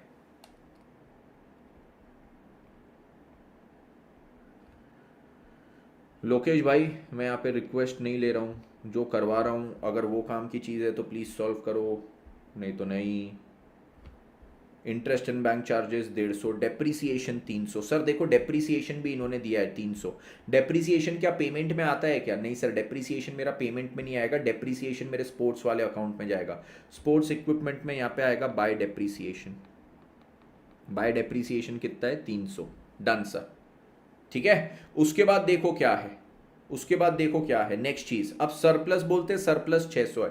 सरप्लस को मैं कहां लिखूंगा, बैलेंस शीट में। ये कैपिटल फंड आएगा, कैपिटल फंड का सबसे पहले आता है ओपनिंग बैलेंस।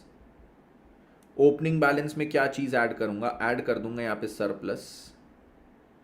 ये सरप्लस मेरा कितना होगा यहाँ पे बताइए, ये सरप्लस मेरा हो जाएगा यहाँ पे 600, ये 600 यहाँ पे आ गया।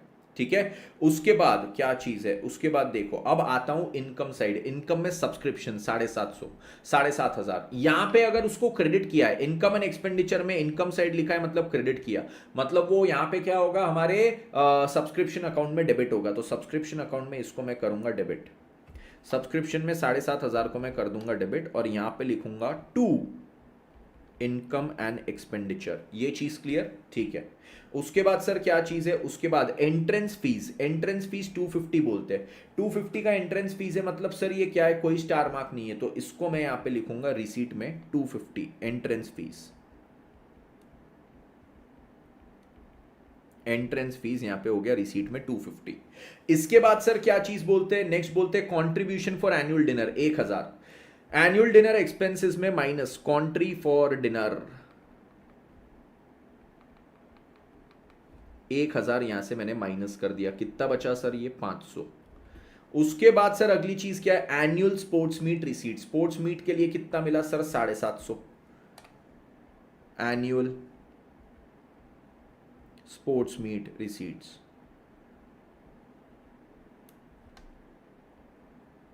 कितना 750। इसके बाद सर देखो नेक्स्ट चीज क्या है, यहां की सारी चीजें हो गई, ठीक है ठीक है ठीक है ठीक है ठीक है ठीक है ठीक है ठीक है ठीक है ठीक है ठीक है ठीक है ठीक है ठीक है ठीक है। नेक्स्ट चीज, account has been prepared after the following adjustment. Subscription outstanding, outstanding मतलब receivable at the end of 2019, पिछले साल के अंत में जो रिसीवेबल, इस साल का ओपनिंग रिसीवेबल, असेट का ओपनिंग बैलेंस 600, असेट का ओपनिंग बैलेंस है तो पहले यहां पे ओपनिंग बैलेंस शीट में आएगा सब्सक्रिप्शन आउटस्टैंडिंग, सब्सक्रिप्शन अकाउंट में आई है, यहां पे ये आ जाएगा 600, ठीक है। ये क्या हो गया, ओपनिंग आउटस्टैंडिंग डन, या ओपनिंग रिसीवेबल। उसके बाद subscription received in advance on 31 December 19, sir पिछले साल के अंत में जो एडवांस में मिला था लाइबिलिटी, लाइबिलिटी का ओपनिंग बैलेंस 450, यहां पे लिखो लाइबिलिटी का ओपनिंग बैलेंस है 450, सब्सक्रिप्शन रिसीव्ड इन एडवांस, ठीक है sir, subscription received in advance, और सब्सक्रिप्शन अकाउंट में इसको एज ए लाइबिलिटी लिखो, तो सब्सक्रिप्शन अकाउंट में सब्सक्रिप्शन रिसीव्ड इन एडवांस 450,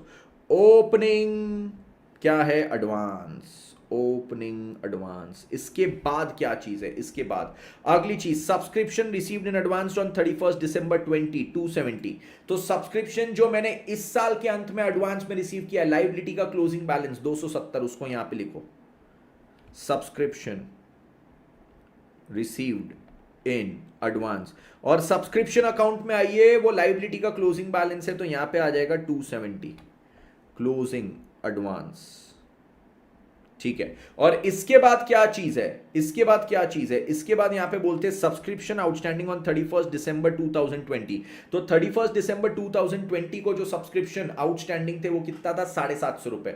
अब देखो सब्सक्रिप्शन आउटस्टैंडिंग ऑन 31 दिसंबर 2020 750, मतलब सर क्लोजिंग रिसीवेबल है 750 रुपए, ये असेट का क्लोजिंग बैलेंस यहां पे आएगा 750, सब्सक्रिप्शन आउटस्टैंडिंग, और इसको सब्सक्रिप्शन अकाउंट में 750 में यहां पे लिख दूंगा क्लोजिंग आउटस्टैंडिंग, डन सर, ये चीज मेरी हो गई सब्सक्रिप्शन की, perfect. Next, salary outstanding at the beginning and end of 2020 were 400 and 450, तो सैलरी आउटस्टैंडिंग मतलब सैलरी पेबल कितना था सर, बिगनिंग में 400, एंड में कितना 450, तो ये क्या है, दिस इज ओपनिंग पेबल, और ये क्या है, ये है मेरा क्लोजिंग पेबल, ठीक है, यस ओके।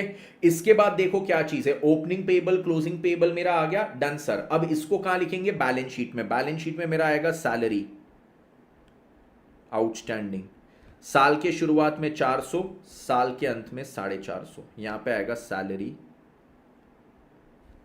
आउटस्टैंडिंग, ये चीज सभी को क्लियर, ओके चलो नेक्स्ट। इसके बाद क्या है, इसके बाद general expenses include insurance prepaid to the extent of 60, sir हमारे जनरल एक्सपेंसेस में 60 रुपए का प्रीपेड एक्सपेंस है, प्रीपेड इंश्योरेंस, तो सर प्रीपेड इंश्योरेंस है तो ये क्लोजिंग प्रीपेड हो जाएगा 60 रुपए का, क्लोजिंग प्रीपेड है तो सर वो यहां पे आएगा, ठीक है, क्योंकि क्लोजिंग प्रीपेड मतलब सर प्रीपेड एक्सपेंस होता है असेट, असेट का क्लोजिंग बैलेंस, तो ये क्या हो गया, क्लोजिंग प्रीपेड, ठीक है। और सर ये असेट है, असेट का क्लोजिंग बैलेंस मेरा कहां पे जाएगा, ये 60 यहां पे जाएगा, ठीक है, तो ये आ जाएगा प्रीपेड इंश्योरेंस,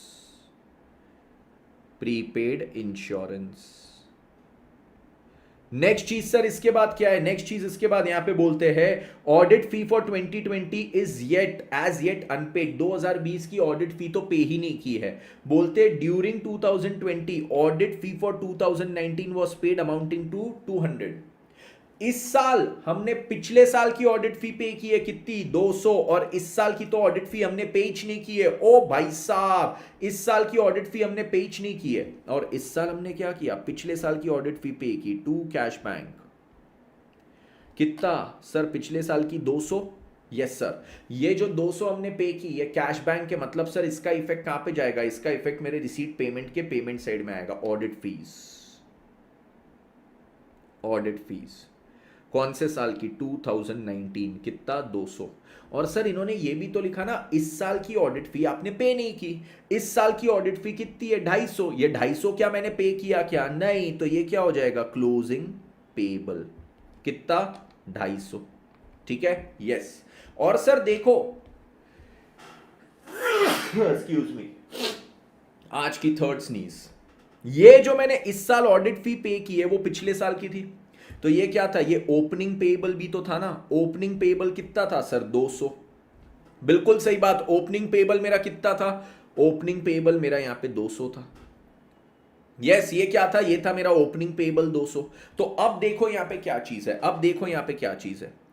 ये सर यहां पे ओपनिंग पेबल 200 है, क्लोजिंग पेबल 250 है। इसको बैलेंस शीट में लिखेंगे। बैलेंस शीट में यहां पे आएगा ऑडिट फीस पेबल साल के शुरुआत में, ऑडिट फीस आउटस्टैंडिंग यहां पे था 200, और साल के अंत में आएगा ऑडिट फीस आउटस्टैंडिंग 250।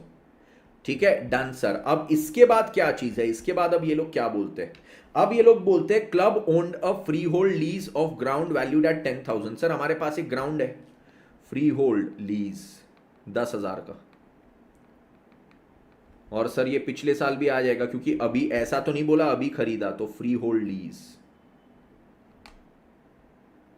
10,000 का, डन सर। इसके बाद क्या है? इसके बाद क्लब हो हैड स्पोर्ट्स इक्विपमेंट ऑन 1 जनवरी।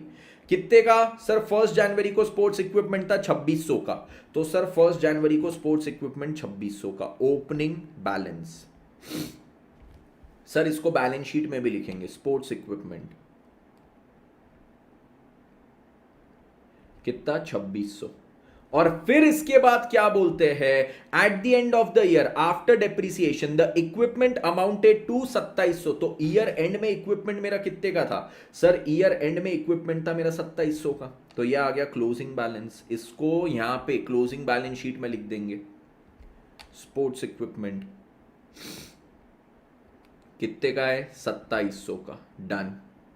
इसके बाद अब क्या चीज बोलते हैं सर ये लोग? इसके बाद बोलते हैं इन 2019 club raised a bank loan of 2000। तो पिछले साल एक बैंक लोन था 2000 का, पिछले साल के बैलेंस शीट में लिख दो बैंक लोन। मेरे पास अभी जगह नहीं है, सैलरी को थोड़ा सा नीचे ला लेता हूं, यह आ जाएगा बैंक लोन। और फिर उसके बाद बोलते हैं कि ये जो बैंक लोन था 2000 का वो इस साल भी चल रहा था, तो यहां पे भी आ जाएगा बैंक लोन 2000 का, इस साल भी चल रहा था। नेक्स्ट चीज इसके बाद क्या बोले हैं? This was outstanding throughout 2020 on 31 December cash in hand amounted to 1600। अब देखो क्लोजिंग कैश मेरे पास कितना है? क्लोजिंग कैश है मेरे पास 1600 कैश इन हैंड। इसको कहां लिखूंगा sir? Receipt and payment, closing balance 1600। ठीक है, डन। इसके बाद अब क्या बोले क्वेश्चन में? सर इसके बाद अब कुछ नहीं बोले, यहां पे सारी चीजें मेरी हो चुकी है। ठीक है, यहां पे सारी चीजें मेरी हो चुकी है। सभी को यहां तक सारी चीजें क्लियर, सभी को यहां तक सारी चीजें क्लियर। जितनी चीजें उन्होंने क्वेश्चन में बोली मैंने सारी की सारी लिख दी। सिस्टमैटिकली देखो बेटा, आपको क्वेश्चन में कभी आगे पीछे नहीं दौड़ना है, आपको खाली एक एक एक एक करके चीजों को सॉल्व करना है, दैट इज इट। इससे ज्यादा कुछ भी करने की जरूरत नहीं है, इससे ज्यादा कुछ भी करने की जरूरत नहीं है। पहले स्टार मार्किंग कर लो, जो मल्टीपल इंफॉर्मेशन एक पॉइंट की दी है स्टार मार्क, उसका अकाउंट बनाना है। जिसको स्टार मार्क नहीं किया उसका information as it is, receipt and payment से इनकम एक्सपेंडिचर में डालना है, इनकम एक्सपेंडिचर से रिसीट एंड पेमेंट में डालना, बात खत्म। और कुछ करने की जरूरत है? नहीं सर, और कुछ करने की जरूरत नहीं है। अकाउंट का फॉर्मेट पेन से, अरे हाँ अरे बेटा इसमें कोई कोई ऐसा नहीं है कि पेन पेंसिल, जिससे बनाना है बनाओ। ठीक है, ओके। अब देखो इसके बाद अब यहां से आगे बढ़ते हैं। अब क्या करना है? एक एक करके चीजों को टैली करना है। सबसे पहले सैलरी पे आते हैं। अब यही चीज मेरे पास नीचे पूरी बनाई हुई है तो मैं उस पे आ रहा हूं। ठीक है, सैलरी पे चलो आ जाओ सभी लोग। सैलरी पे आएंगे आप लोग, यहां से देख के एक एक चीज सॉल्व करोगे। ओपनिंग पेबल कितना था? 400, और सैलरी का खर्चा कितना था? 4750, और फिर क्लोजिंग पेबल 450। तो दिस माइनस दिस, मेरे पास सैलरी पेड आ गया 4700। सैलरी पेड आ गया 4700। ठीक है, यस, सैलरी पेड आ गया 4700। इसको कहां पे लूंगा मैं? इसको मैं अपने रिसीट एंड पेमेंट में, तो यहां पे मेरा आ जाएगा सैलरी पेड 4700। यह आ गया मेरा यहां पे salary paid 4700, done. Yes sir, salary paid 4700, done. उसके बाद देखो अब क्या है? General expenses. जनरल एक्सपेंसेस में इन्होंने 500 और 60 हमने क्रेडिट किए थे, हाँ सर। तो अब क्या है? जनरल एक्सपेंसेस में डेबिट का 560, तो general expenses account debit to cash bank. Cash bank कितना हो गया सर? 560। ये एक्सपेंसेस पेड है, इसको भी लिख दो यहां पे, एक्सपेंसेस पेड 560। इसके बाद क्या चीज? इसके बाद नेक्स्ट अकाउंट पे आएंगे। नेक्स्ट अकाउंट पे आएंगे ऑडिट फी। ऑडिट फी हमारा पूरा टैली हो चुका है पहले सर, यहां पे 450, यहां पे 450। ऑडिट फी देख लो, पूरा का पूरा टैली हो चुका है, डन। फिर आएंगे स्पोर्ट्स इक्विपमेंट पे, सर डेबिट में 2600 और क्रेडिट में 3000, तो सर यहां पे 400 रुपए बच रहा है, मतलब स्पोर्ट्स इक्विपमेंट क्या किया, परचेज किया, स्पोर्ट्स इक्विपमेंट परचेज, तो sports equipment debit to cash bank, मतलब सर इतना 400 का पेमेंट हुआ तो सर रिसीट पेमेंट के पेमेंट साइड पे आ जाएगा, यहां पे आ गया स्पोर्ट्स इक्विपमेंट के लिए मैंने 400 रुपए पे किया। एकदम आसान, एकदम आसान। उसके बाद देखो नेक्स्ट चीज क्या है, सब्सक्रिप्शन। सब्सक्रिप्शन में सर मेरे पास यहां पे डेबिट में कितना है 600, 750, 270, क्रेडिट में 450 एंड 750, तो यहां पे क्या है सब्सक्रिप्शन रिसीव्ड 7170, इतना सब्सक्रिप्शन मैंने रिसीव किया है। रिसीव किया तो सर रिसीट पेमेंट के रिसीट साइड मतलब डेबिट साइड में लिख देना सब्सक्रिप्शन रिसीव्ड 7170, ये चीज आ गई मेरे पास। डनाडन डन सर। इसके बाद क्या चीज है, और कोई अकाउंट मैंने बनाया था क्या सर, 1 2 3 4 5 ही अकाउंट थे आपके, इससे ज्यादा आपको बनाने की जरूरत नहीं थी, मैंने भी यहाँ पे 5 ही अकाउंट बनाया ना, 1 2 3 4 5, हाँ पांचों मेरे टैली हो गए। अब मैं आऊंगा काय पे, अब मैं आऊंगा ओपनिंग बैलेंस शीट पे। ओपनिंग बैलेंस शीट में आऊंगा, सर क्या ओपनिंग बैलेंस शीट में अभी टैली कर सकता हूं क्या, एक बार सोच के बोलना। सर अभी ना आप ओपनिंग बैलेंस शीट टैली नहीं कर सकते हो, क्यों, क्योंकि सर रिसीट एंड पेमेंट में ना हमारी सारी चीजें हो चुकी है। आप देखो सर रिसीट एंड पेमेंट, एक बार रिसीट एंड पेमेंट देखो, यहाँ पे ना सर हमारी सारी चीजें हो चुकी है, ये भी हो गई, ये भी हो गई सारी, हमारा यहाँ पे कैश का ओपनिंग बैलेंस बचा है, ये निकालो। अब पहले रिसीट एंड पेमेंट करो, पहले cash account, receipt and payment is cash account, उसको टैली करो, तो इसका ओपनिंग बैलेंस अब मेरे पास आएगा कितना 1390 रुपए, यह आ गया 1390। ये सर साल के शुरुआत का कैश का बैलेंस था, इसको मैं लेके जाऊंगा मेरी ओपनिंग बैलेंस शीट में 1390, यहां पे आ गया ये कैश इन हैंड 1390। अब देख लो मेरे पास sir subscription receivable, freehold ground, sports equipment, ये कैश इन हैंड, और यहाँ पे subscription received in advance, salary payable, bank loan, audit fees payable, सारी चीजें लिखी हुई है, एवरीथिंग इज रिटर्न। तो यहां पे कैपिटल फंड का बैलेंस आ जाएगा कितना 11540, कैपिटल फंड का बैलेंस कितना आ गया 11540, ये चीज सभी को क्लियर। कैपिटल फंड का बैलेंस कितना आ गया 11540। ये कैपिटल फंड का जो बैलेंस है मैं इस साल की बैलेंस शीट में लेके आ जाऊंगा 11540, जो सरप्लस था उसको ऐड कर दूंगा तो ये क्लोजिंग बैलेंस आ जाएगा, और फिर ये आप इसको टैली कर लो, हो जाएगा आपका पूरा का पूरा tally. Okay okay okay, yes yes yes yes yes, सभी के दिमाग में बात गई, एवरीबडी क्लियर विद दिस, कैसे सॉल्व करना है इस क्वेश्चन को। मैंने आपको दोनों करवा दिया, इनकम एंड एक्सपेंडिचर से receipt payment, receipt and payment से इनकम एंड एक्सपेंडिचर, यस दोनों चीजें हमारी यहां पे हो चुकी है।